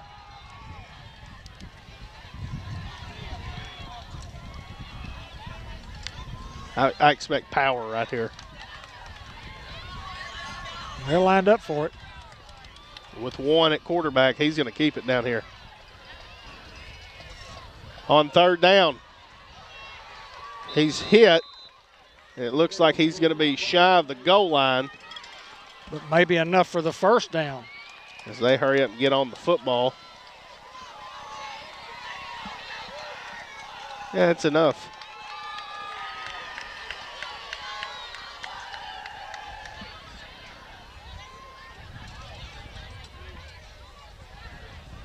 They're going to ask the chain gang to come over and measure. El Puente Restaurant, Diaz Scrap Metal, Eye Care RX Pharmacy, State Farm Insurance Agent Andrew Roach, White River Health and Orthopedic Sports Medicine Clinic, all being sponsors here on Cable Channel 15 TV.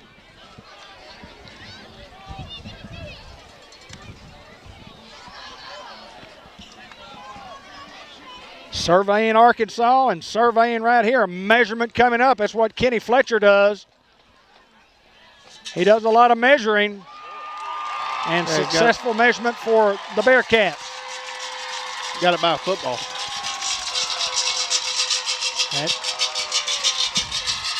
That 1st down measurement brought to you by Fletcher Land Surveying. Surveying Arkansas.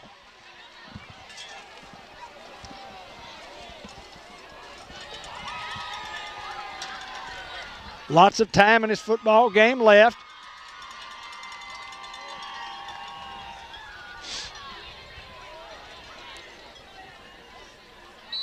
And anything can happen here.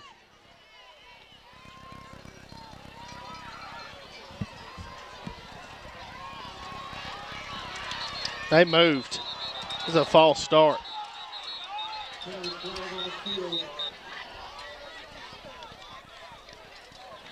Well, the thing that Melbourne didn't need was a false start there. It moves it back to the 5, just beyond the 5. I'll take it. Big break for the Hounds. Both teams have had trouble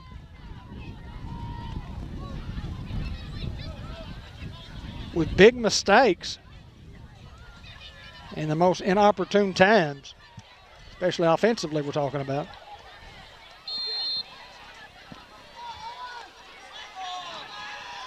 And 1 still in at quarterback. I think it's power again. This time he's not going to get it. As he's going to be brought down. Looks like Elston. Elston along with Curry. Looks like Braxton in there. Down to the 4. And it's just 2nd down here.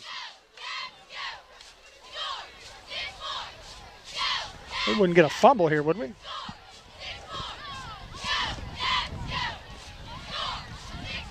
.340, under 340 to play. Yeah, Hounds have only had 2 offensive plays this quarter. You got to think 3's got to be in the football game now at quarterback, and he is. Expect 34 here. On 2nd and goal from the 6, he's hit in the backfield. How about Big Abel? Big Abel along with B.J. Elston back there, just creating havoc in that backfield. And bring up 3rd down from the 6.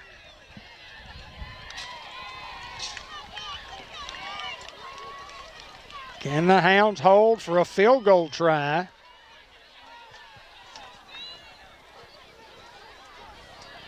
You got to expect a back out here or something like that. Or maybe 3 just rolling out in a pass formation and trying to get the edge.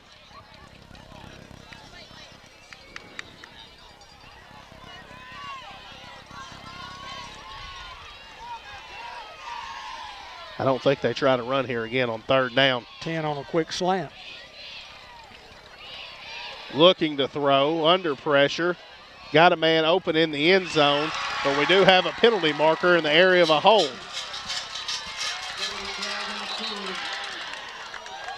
As we almost had Wren and then the hold. And a penalty flag thrown over here at the 3-yard line also. And that's a dead ball penalty. So you got a live ball and a dead ball. Here's my question, David. Why does... I think both of these are on Melbourne.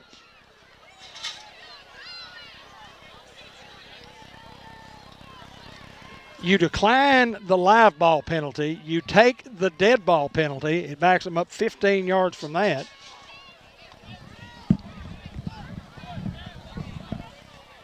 If that's what the case is. If you can do that. And I think you can. You decline the live ball. And the dead ball would make it fourth down and the yardage. And the yardage, absolutely.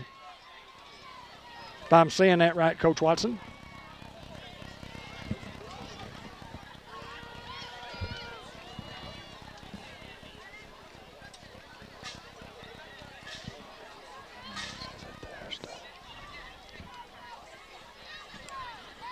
We're waiting, holding. It's Melbourne. And then, what was the other one? Unsportsmanlike conduct against those guys, which should have been dead ball, and he didn't signal dead ball. And they're going to replay third down. So they're going to do 10 and then 15. And goal. 3rd and goal from the 37.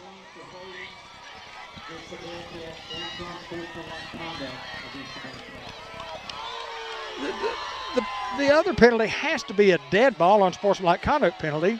I mean, because they score a touchdown, ball's dead there, then he gets the penalty for mouthing, and after the touchdown, so it's got to be a dead ball foul. I don't understand that. Enlighten me. Empty backfield for the Bearkats. Got to go a long way here. So here's the snap. Stepping up, looking to throw. Wren throws out to the flats and pushed out of bounds. Near the 23-yard line there. Man, that quarterback got rid of the ball just in time. Big Abel was coming. Newport got a man down here. I think he's fine. Big Ridley, and he's going to have to come off for a play. Well, it's going to be 4th down and goal. So Melbourne elect to kick a field goal. They may try one here. Yes, they will. And this kid's very capable of that.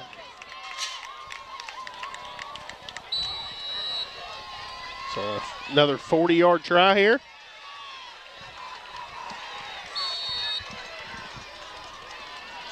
Absolutely. Snap, kick is up. He got it. And he got it. Once again, fellas, Kylan Crott Absolutely. hawks that guy down, saves them from it being 7-3. Still a one-possession game. The Hounds go down there and score a touchdown. They can be leading the football game. Absolutely. Hey, that one play, like you said, one man's effort makes all the difference sometimes, Hayden. Absolutely. To where right now you're probably down, but at the same time you got to realize that's twice those guys have been down there inside their own 10-yard line, and you've held them for 3-3. That's a win in my book. Absolutely. Yeah, get inside the 5 and come away with 6. Get inside the 5 twice and just have 6 points. That's a big win. I bet they don't kick it to 7 again. Minute 40 to play in the third quarter, 13-8 in favor of the Melbourne Bearkats. It's a game like we thought it'd be close, but I think everybody thought it would be more offense in the game. But boy, the defenses on both sides have really played well tonight, and then penalties have hurt both teams.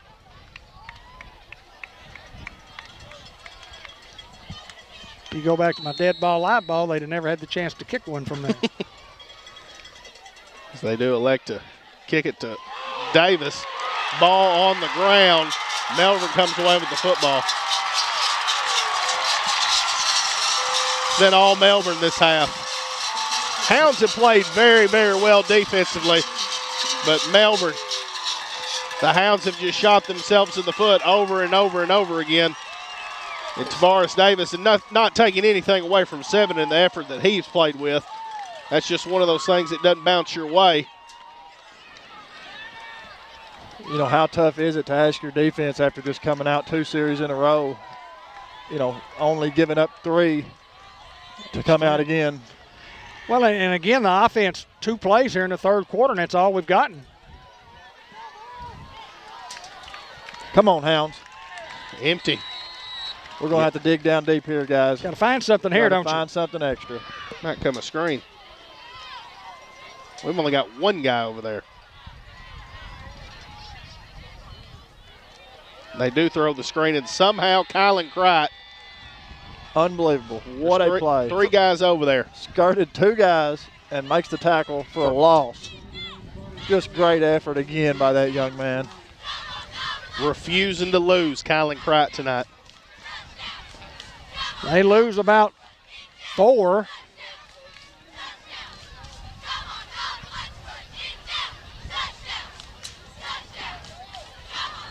We need a big pick 6 or something here, guys. We got to have a big positive. Yeah, the Hounds have ran 2 offensive plays here. And we're under a minute. Empty yet again. It's a switch route down here at the bottom. Snap, Wren looks to throw, goes out to the flats, and pushed out of bounds to bring up a 3rd down and maybe 5. Oh, he's saying incomplete. He was out of bounds when he caught the ball, apparently. So they'll bring it back. Got to stop the clock, guys.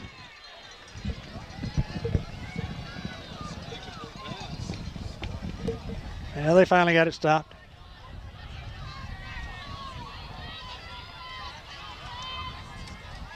After about 20 seconds, we're going to decide to stop it at 25. I think a ref's going to get it right here.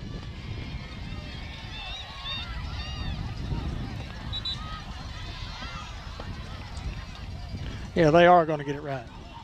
Yeah, 35 seconds, Ben. That's what they're calling for, 35. Look at our man. Look at our man on that. Busting it out at 35. Josh Nation is in the house.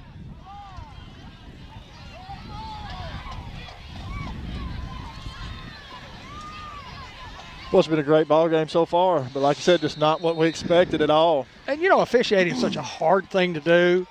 And I mean, these guys, they have regular jobs, you know, and they do this for the love of the game. We appreciate what they do. 3rd and long here. Empty yet again for Wren by himself. Rolling out to the right, looking to throw. Under pressure. He's going to throw this one out of bounds. Now brings up 4th down. And, you know, I don't think that those guys can kick a field goal from that far. They may try it. As it looks like we've got an injury timeout, we'll take a time to go to talk to our sponsors here.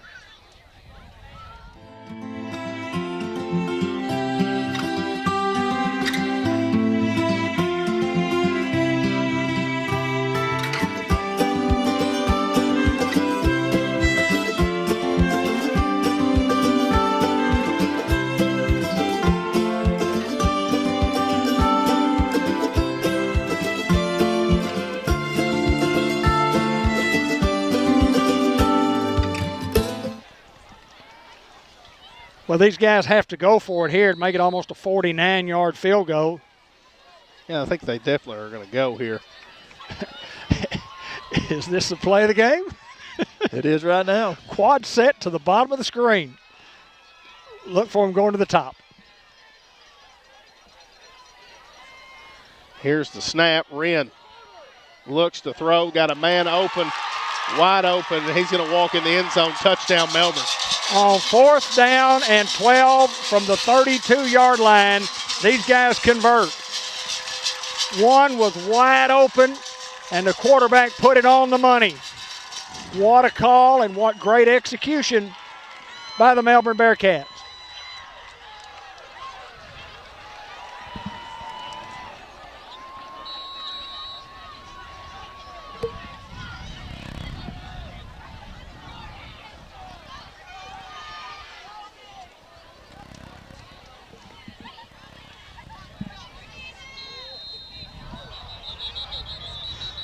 do have a flag, and it looks like offsides. And now does Melbourne try to go for 2 here?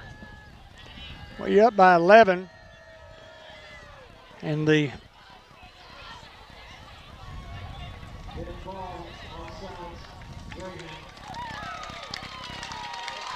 single makes it a. They're going to go for 2. Try to make it 21-8.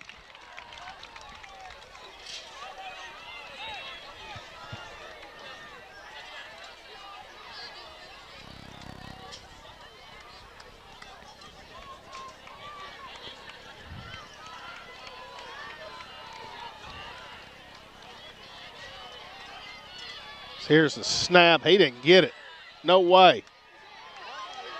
No way. I mean, if you let him play that long, he finally gets it. That is absolutely horrible. That is absolutely, guy was stopped, stuffed, held up. That's how you get somebody hurt. So we got somebody at the bottom of the pile.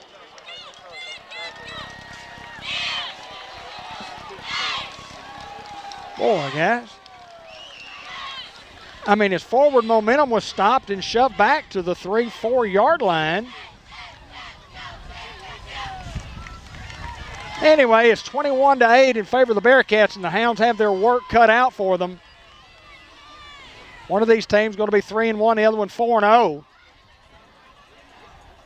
And we just haven't seen, again, we talk about it, 2 offensive plays.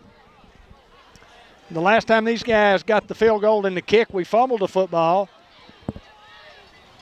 Those guys have outscored us 14-0 in the third quarter. Yeah, I mean, well, you have 2 offensive plays. Yeah, and they convert on 4th and 12.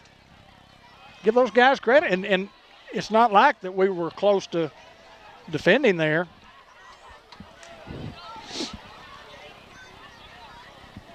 Still a quarter to play plus 22 seconds. Can the Hounds find some offense here?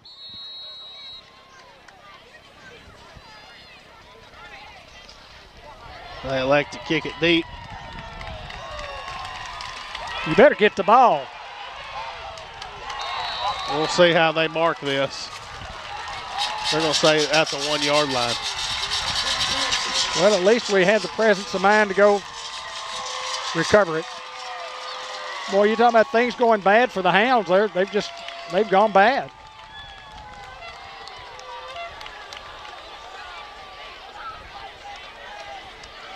Hounds will have it 100 yards away from pay dirt. Actually, 99.9. You got to hope they don't get a safety. Hasn't been the Greyhounds' night thus far. Fumble early in the game, and give these kids from Melbourne credit. Yeah, and they're going to sell out here. Yeah, they're going to try to get the safety. Hounds will take their second timeout. Didn't have enough guys in the huddle.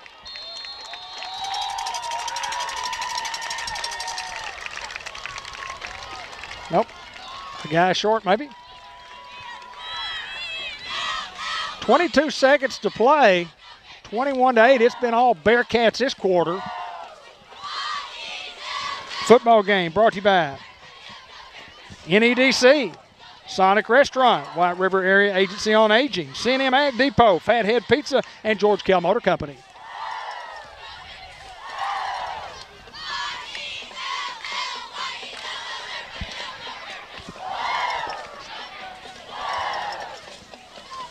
And as bad as it could go, it feels like it's been worse than that. Yeah, and I tell you what you got to do with it. You got to throw the football.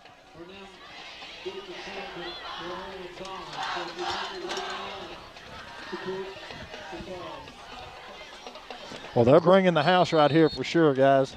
Great crowd on hand from Newport and Melbourne. Just a great high school atmosphere. Young's hitting the backfield. Safety. It looks like a safety. They're saying this guy out here has got it marked at the 1 yard line. Now we're going to have some discussion. This guy comes over and says, guys, I've got him marked at the 1. So we'll see what happens here. One official marked it in play. And now they're just going to run down here and act like nothing happened. Safety. Oh, man, it's frustrating, guys. It's very frustrating. Well, we have to kick back to them from the 20. 23-8 in favor of the Bearkats.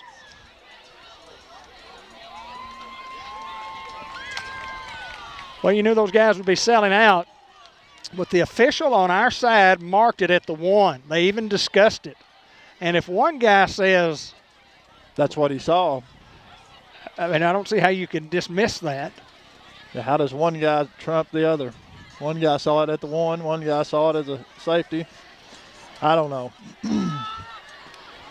We've got to have something really, really good happen because Melbourne can almost sit on it with us only having one timeout left. They can take the air out of this thing. Was 23-8.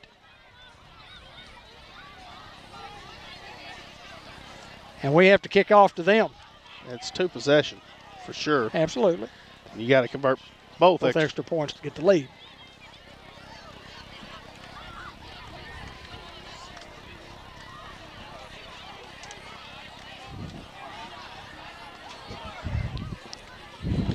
I mean, do you onside kick here? No, you gotta. I thought maybe we might punt the football. You can punt it if you wanted to. Rodriguez to kick, First Community Bank kickoff. They're going to get great field position over the 45-yard line. And 1st and 10 here for Melbourne. Things have not gone the way the Greyhounds have hoped them to go in the 3rd quarter, guys. We've got 12 seconds to get to the 4th. Well, you got to stop these guys, number one, and you got to hope that your offense can run some plays. Again, 2 plays, really 3 plays now. One of those plays was from inside our 1-inch line, resulting in a safety. Yeah. 23 unanswered now for Melbourne.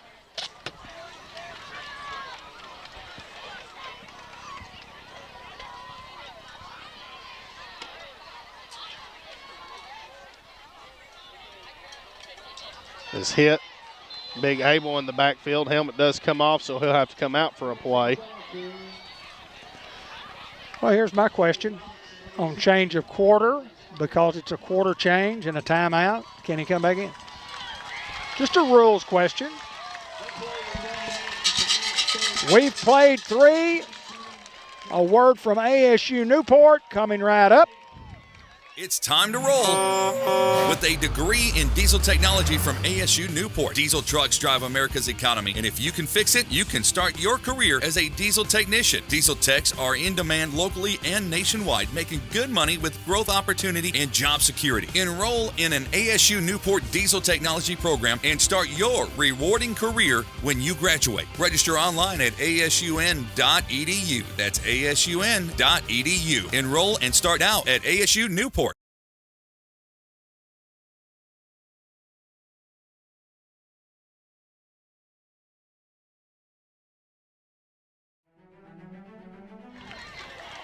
All right, we're there. We're worried about changing the quarter. It is the 4th quarter, and we'll worry about getting that done here in a moment. If we can get it done. But we've played 3. It's 23-8. Ken Black working feverishly to get that changed.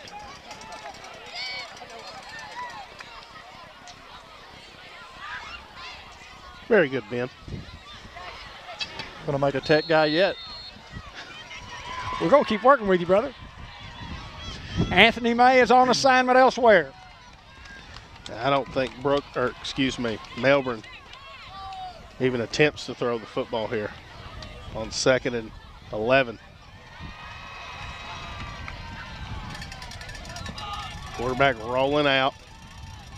It's going to be met near the 45-yard line. So no gain on the play to bring up 3rd down and long.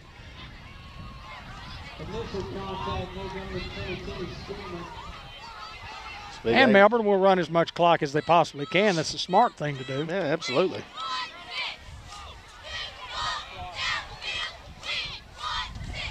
Coach Stu Smith, the 28th time he's played against the Newport Greyhounds in his career. Long-time Batesville Pioneer defensive coordinator, head baseball coach.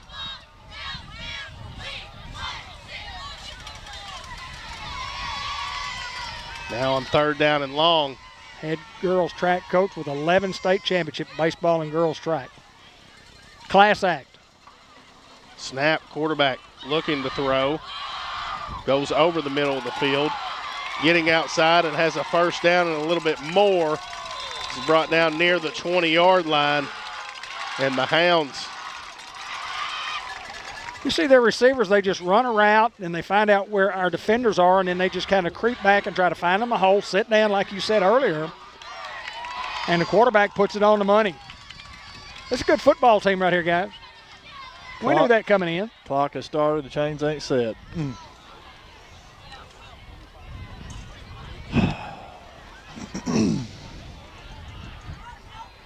We're going to have a fumble or something big happen here, boys.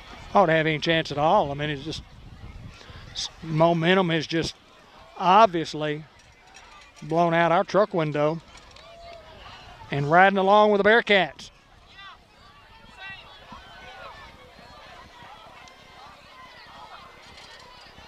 Here's the snap and the give outside the big 34.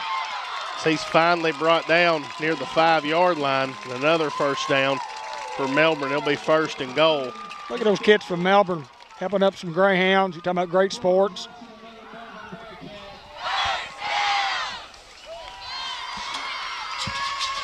Young checks into the game. 1st down and goal from the 6-yard line for the Bearkatz.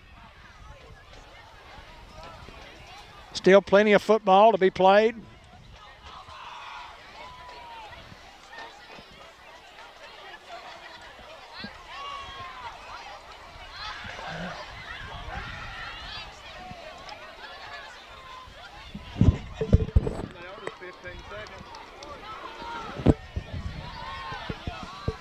Here's the snap. Wren calls his own numbers. He gets inside the 5.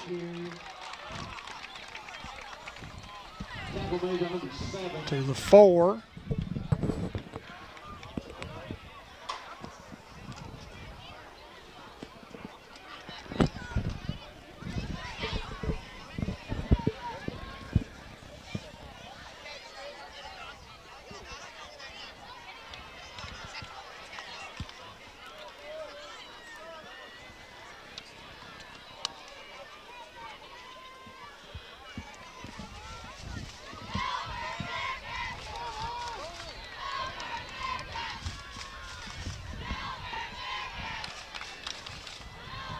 Here's the snap.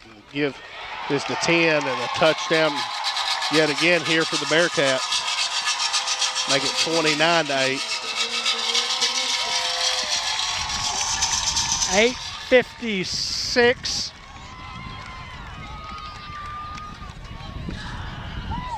And Melbourne pretty well salts this one away.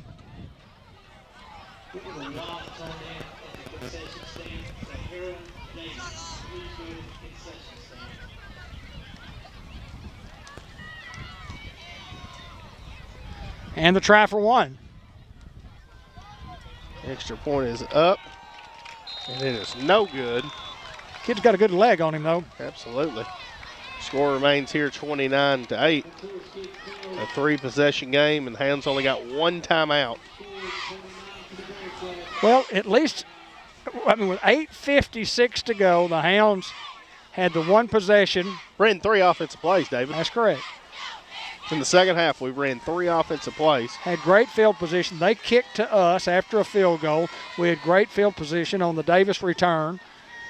And then we ran 1 play. The next play, pressure, we throw what was a pick, thought a pick. Kylan Crichton makes the big tackle. We hold them to another field goal. I mean, just things have just gone south.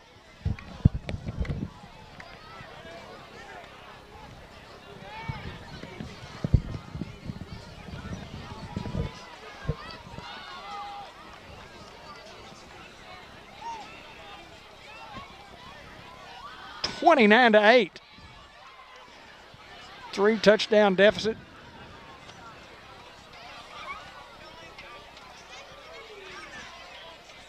Got to score quick, fast, and in a hurry, boys.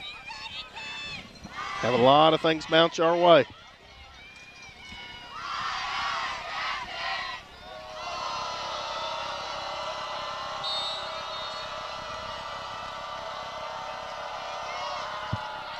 And a pooch kick to Davis.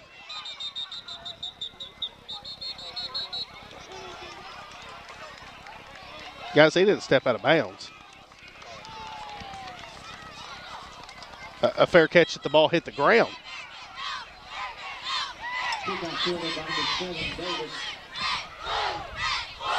Well, the Hounds will set up shop at their own 36-yard line, trailing by 21 points with 8:54 to play. If that's the case, it should be 8:56 on the clock, but anyway. Come on, Hounds. Hounds are going to have to score early and often. Learn a lot about your football team right here, guys. Sure you do.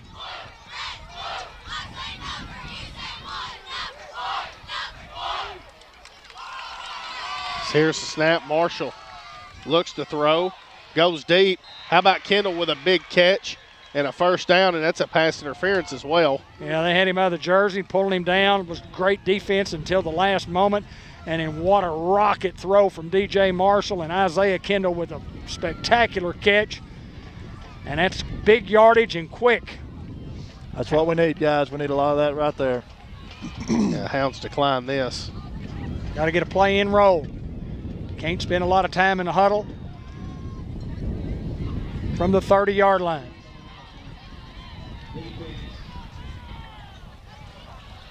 Gut check here, guys. Just a gut check. Not saying you can come back and win the ball game, but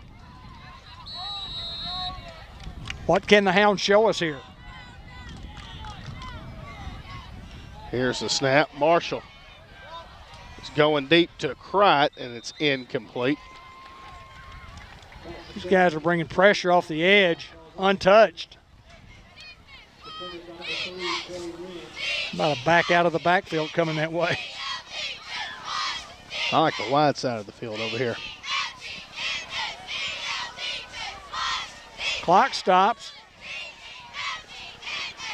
Clock's got to be our best friend right here.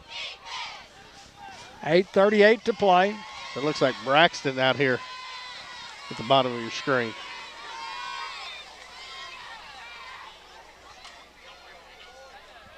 Here's the snap. Going to throw the fade route up to him. And he somehow comes up with that inside the 5-yard line. Hounds have got to hurry and put points on the board here. Guys, when did we get the football? What was the time? 8:40? 8:46? 8:56. 8:56 when they scored. Yeah, 8:56. Yeah. Hounds got to go here. You got to go. You got to go. Very quickly. remarkable. You got to score quickly. You got to score, but you got to score quickly. But more importantly, you got to score.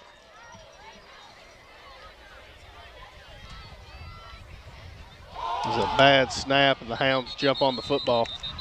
Well, we've seen it all night long. It's just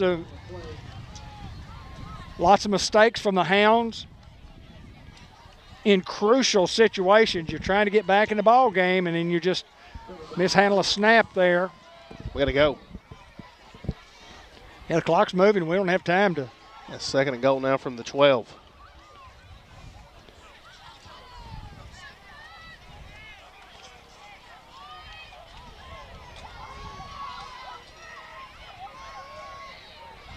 Here's the snap, and he's got Cright open in the end zone. Cright just couldn't come up with it. The clock will stop at 7:34. Now third and goal from the 12. Cright wrong shoulder there as the ball was thrown outside. Didn't know and tries to redirect and just couldn't come up with it. Great route. Good ball. Could have been a touchdown. Nobody there. Hounds can't hang their head here. They got to try to score. Still with a golden opportunity here. You can't hope for a touchdown. You've got to execute and get a touchdown.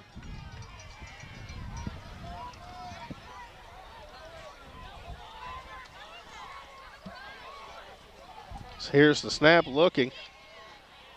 Fires this one in the back of the end zone and incomplete. Now 4th down. They had to throw under pressure.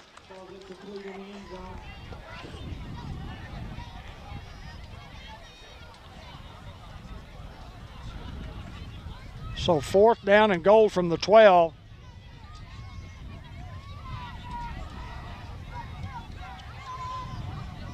Guys, we still under 10 plays that we've ran this half. We better hurry here. We're going to have 5 more added to it.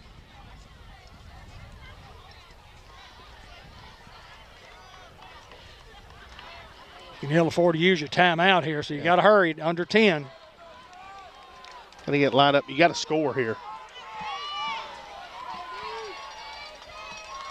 Here's the snap. I'm going to throw it up to Kendall in the back of the end zone. It's Kendall shoved out of bounds, and there's the flag. I think 2-hand shoves him. Not going to like that call, but it's the correct call. Again, you know, you look at college rules and pro rules, we put it at the 1 to the 2 because it's in the end zone. And I think in high school, you just bring it back, mark off half the distance to the goal. Get it at the 6. 7:22, 7:23 remaining.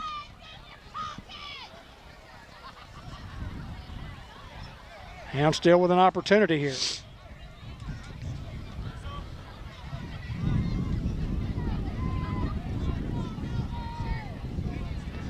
I never like it. And I'm not going to complain. The white hat doesn't have to walk this way for 20 yards to call it. He can call it from the middle of the field. I mean, everybody can see. Or the side of the field, or the end zone, or the stands over there. So anyway, being a little picky here, but Hounds called their last time out here.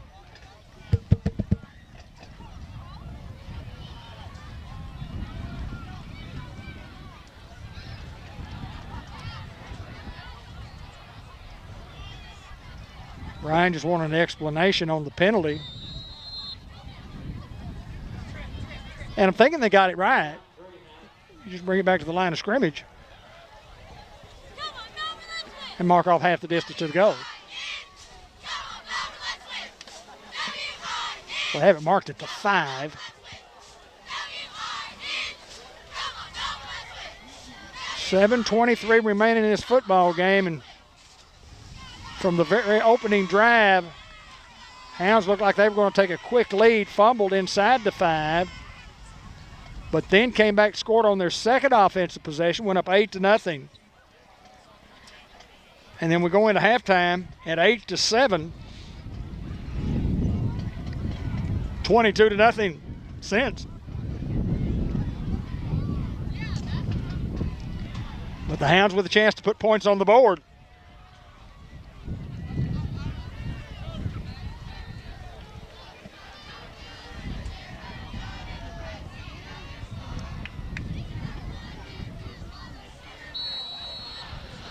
Fourth and goal.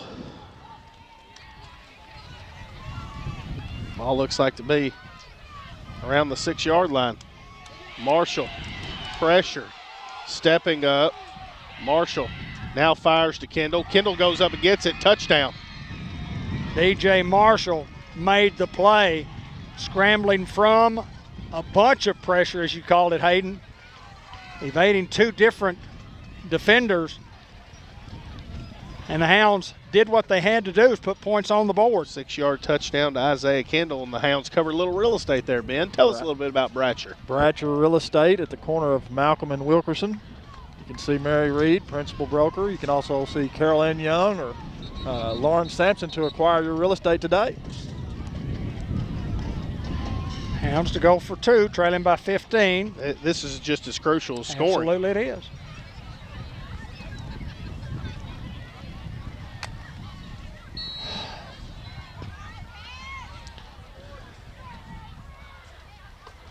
Here's the snap, and the give is to Young. Young's not going to get it.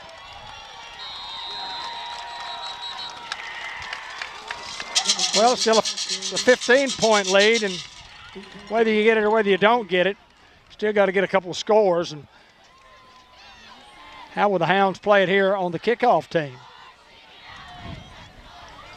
29-14. You got an onside kick. You got a full-on send for an opportunity. Yeah, I think you do too. You have no timeouts left.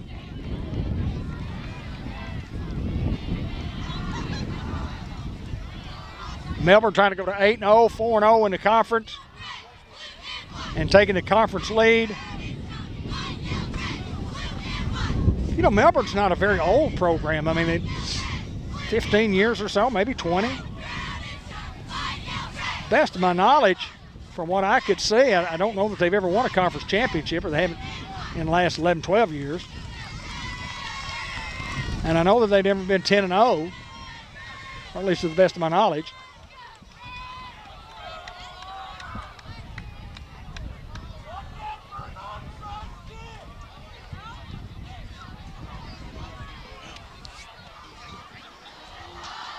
I don't know if the Hounds are. So we'll see what happens here. You know it's coming. Can the Hounds execute? Or can the Bearkats execute? And Melbourne jumps on it with ease.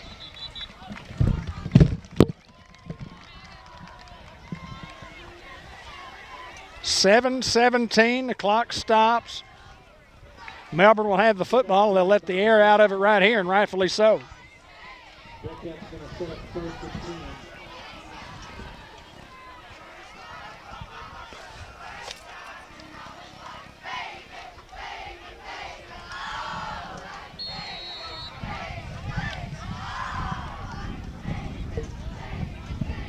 10. Hounds need him to go 3-and-out punt. I mean, that's possibly a fumble.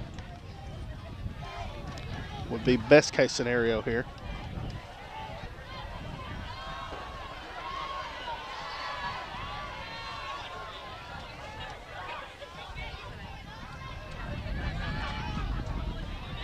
A handoff, nothing there.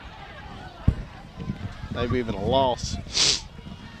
Number 50. Tyler Ridley on the tackle.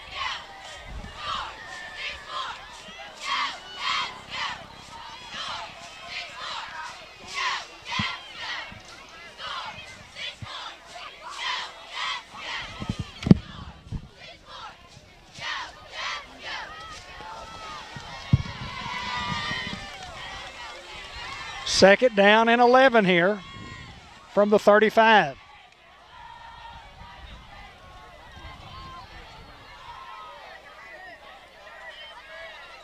Here's the snap and trying to get outside, and it's going to get over the 40-yard line near the 41. Good hard running. Yeah, now 3rd down. About 4 here, maybe 5. Clock becoming an ally for the Melbourne Bearkats.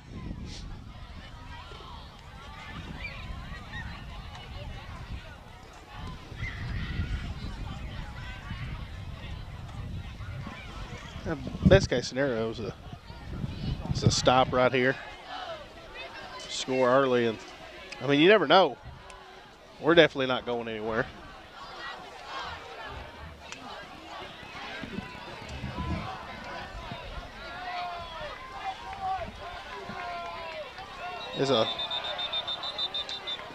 Looks like a false start.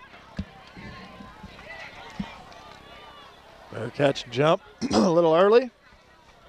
5:36 to go here in the contest. Dead ball.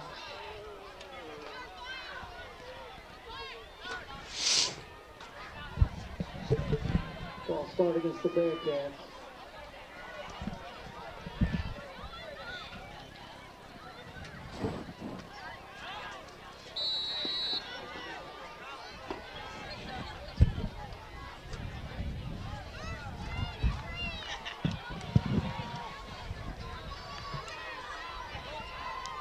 Now on 3rd down and 10 after the penalty. As David gets out of the set, it's going to go down there at half. And the underneath handoff, nothing there. Now brings up 4th down. Melbourne will have to punt.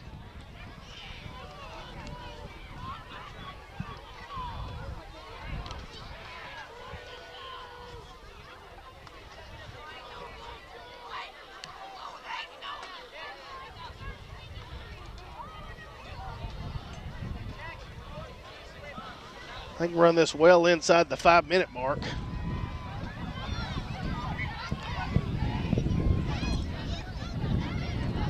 Yeah, 4:45, I guess, or close to it. Yeah, they'll more than likely call a timeout here.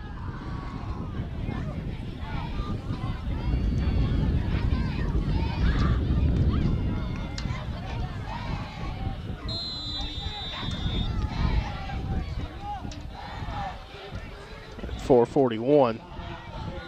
Got an extra second there. We're going to get down to counting it. Got an extra one there, 4:42. But it's 4:41, and the Hounds are going to get the football back. And, guys, do you believe in miracles? Hey, I've seen crazier things. Because this would be nothing short of a miracle. Well, you got to score immediately. Then you got to kick an onside kick. Well, you know, you got to get your 2 points, excuse me. Guys, we were in this kind of, not necessarily same scenario, trailing this much, but we were in this scenario last year here. And the Hounds had just enough time to score a touchdown, kick an extra point to win that game. Like I said, not the same case as far as the trail margin. But anytime you got Kylan Kright back deep to field, if he can score, they can't necessarily run the clock out now. Hounds would definitely need a 2-point conversion. Still 2 possession now.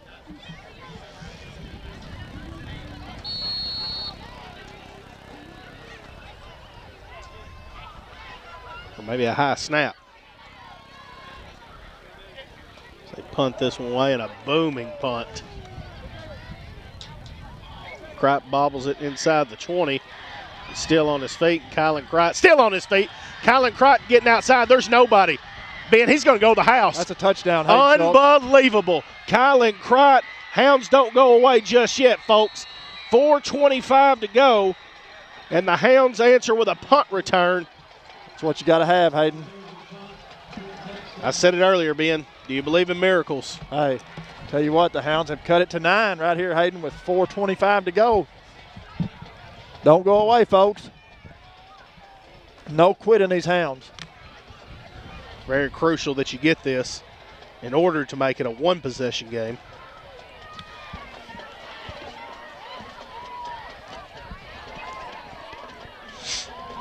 Very, very crucial. And then not necessarily having to onside kick the football with 4:25 to go. They can't necessarily, if you can get them to go 3 and out and punt.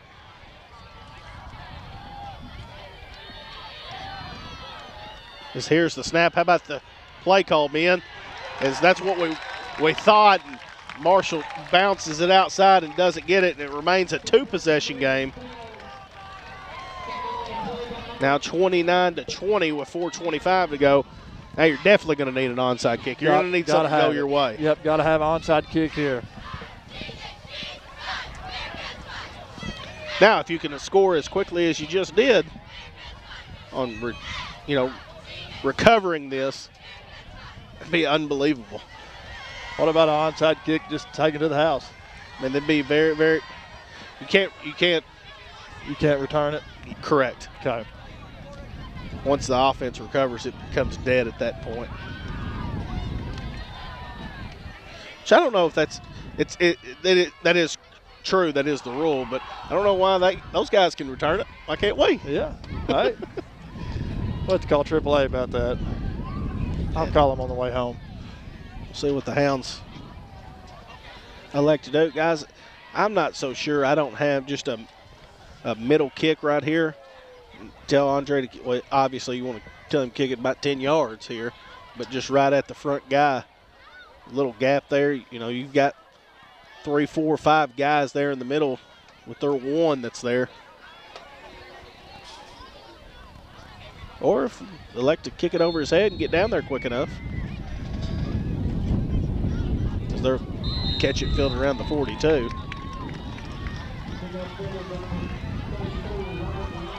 I mean, you're going to have something crazy happen here. I mean, you know, the punt return and not going away was also very, very helpful in the comeback, and the 2-point conversion really kind of melts that, making it a 2-possession game. Not getting the 2-point conversion, I should say. So now you're telling your kids here is rip the football, and if you can't get the football, let them score. That's your best bet here.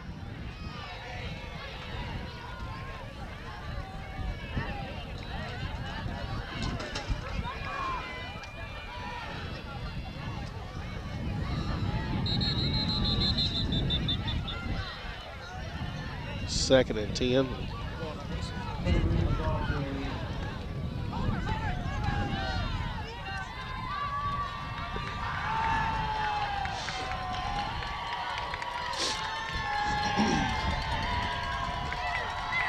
Under 4 minutes to go.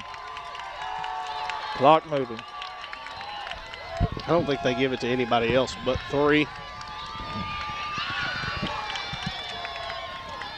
I mean, they're gonna have to put the ball on the ground.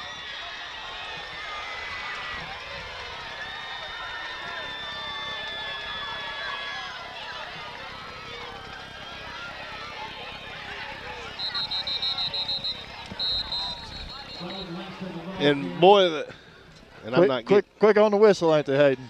Yeah. Unbelievable. It's just, it's frustrating to me. They can run this inside 3 to the 2:45 mark.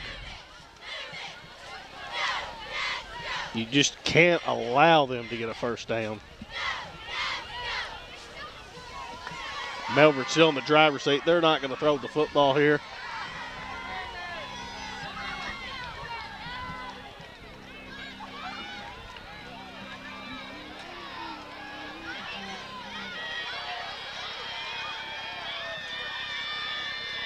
And that was best case scenario on that double handoff for something to happen.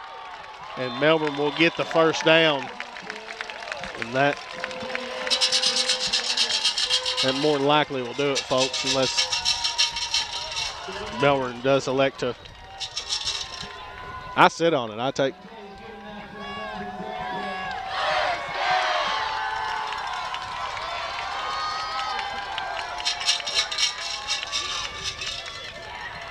I take 3 knees is what I do here. I don't even give Newport a chance to get the football.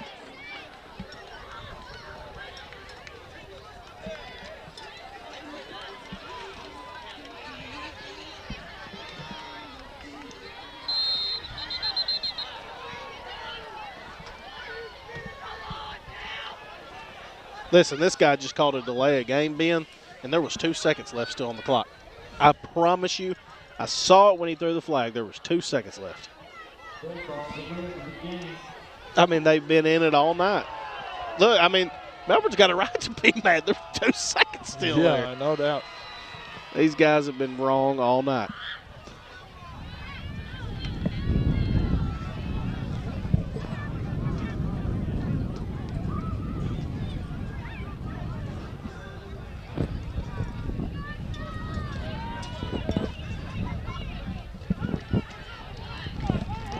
They're saying it from the stands. I mean, they're right.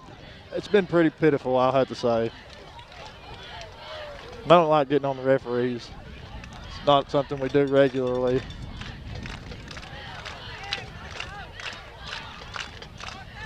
just got to be better than that. You got to be better than that. Okay, when do we start this clock? All right, now, here we go.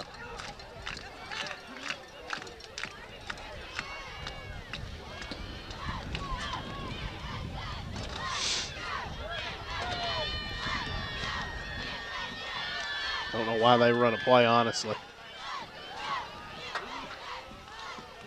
And you're just asking to fumble the football or do something. Pretty quick on the whistle there. They're again. blowing that whistle. They are blowing that whistle. Whistleblowers. This is 135 and running here. I can run this near the minute mark, and it'll be under a minute more than likely after the play and they get everything spotted. I don't know why they're not in victory formation.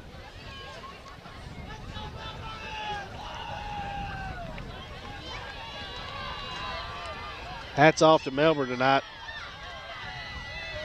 They're just better than us tonight. No sugarcoating it.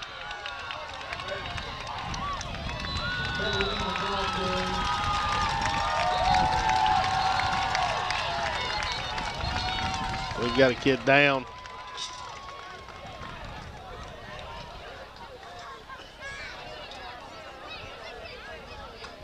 Looks like Jaden go there, and we'll try to.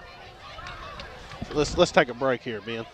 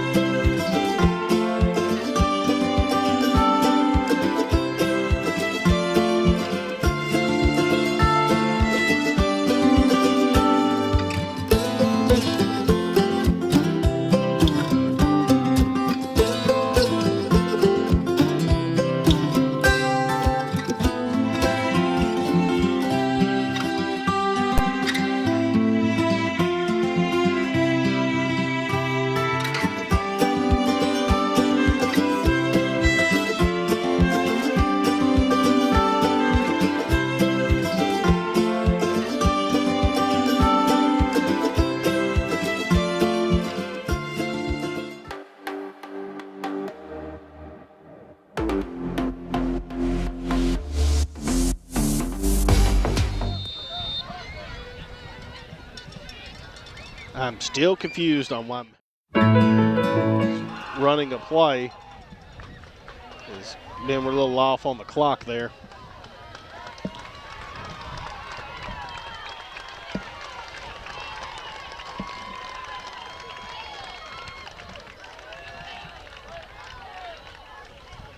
They didn't have enough men in the backfield.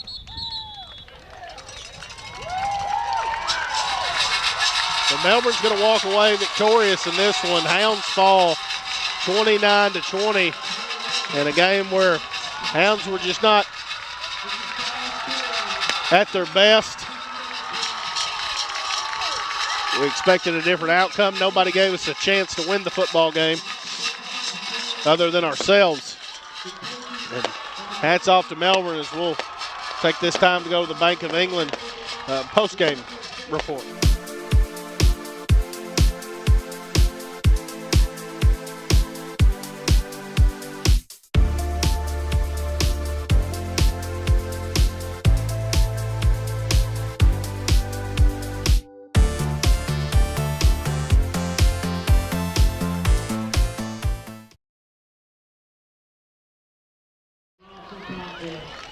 Yeah, the post-game report brought to you by Bank of England is 3:44 to go in the first. C.J. Young with a touchdown. D.J. Marshall with the 2-point conversion.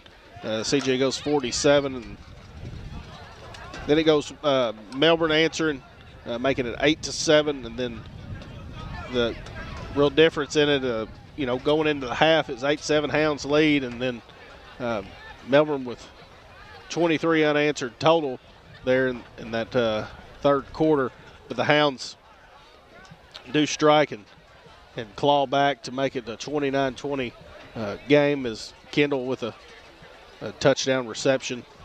Hounds fall. I mean, got to go back to the drawing board. Obviously, we talked about how big it was to win a conference championship, how important it was, and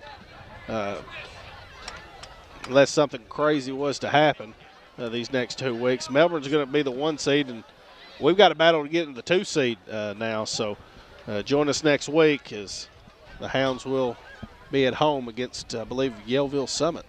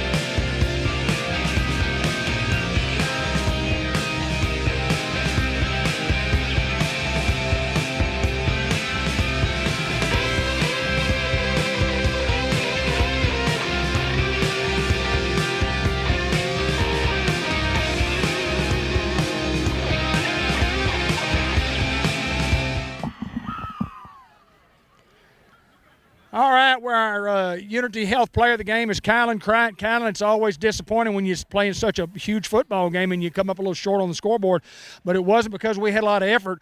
Got a late score, didn't get the 2-point conversion. Just talk about playing in a big game like this. I feel like everybody played hard, played their hearts out today. Could have, did a little more on defense and a little more on offense, but, we did our thing. We just came up short today. Well, you do that, and that's the thing, in life. Sometimes you come up a little short on things, and you got to go back to the drawing board. You got to get ready for next week. We got 2 more ball games left. And the goal, I heard Coach Reardon say, the goal is still the same. It's still the same. So you guys got to keep plugging. Talk a little bit about the resiliency of your team tonight when we could have folded and we didn't fold. Just told everybody to keep their heads up, keep going out there. We playing for something big. We're trying to play for the number 1, seed. We just got to come harder next week. Just, work our way up. Well, you got 2 regular season games left. We get into playoffs. You never know what's going to happen down the line. And our goal is to get to War Memorial Stadium, and I think it's going to happen. You guys, you got a great opportunity to do so, my friend. Yes, sir. We do. That's Kylan Crichton. He's our Unity Health Player of the game, my friend. I appreciate you. Good luck to you, and we'll see you next week, okay? We'll get Coach Reardon in here. He's ready with the Subway and the Walmart Supercenter. Coach report.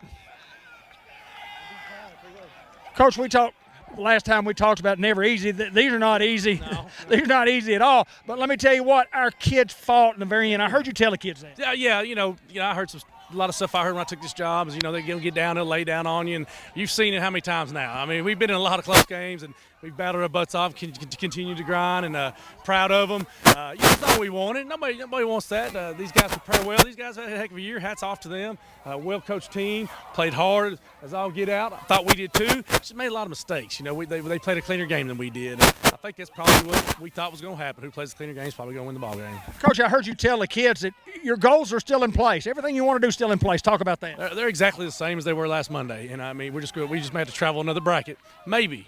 There's 2 games left. And, equipment's not a joke, and we still got to get through Perryville, so maybe we have to travel to the other bracket. So I'm a positive guy, and we'll see what happens. We'll just let it play out. But if we can handle our business, we won't worry about anything else. Win these next couple of games. We're still going to have 2 home playoff games. Same thing as you get to 1 seed. It makes no difference to me. Line them up, and let's start knocking them down. That's what I like about it. Listen, Coach Brian Reardon on a tough night at Melbourne, but at least a night that our kids fought, our coaches fought, our fans showed up in full force. Absolutely. Glad they came. A lot of people said they were going to come. It was a big game, big matchup, game of the week. Again, proud. I'm excited for them. Good for Melbourne. There's some good kids over there. I know a lot of those kids and some of the families and Coach Stu Smith and all them. And they're celebrating like they should, and I want that to be us soon. Hey, it will be, and I guarantee we're looking forward to it. And as always, go Hounds.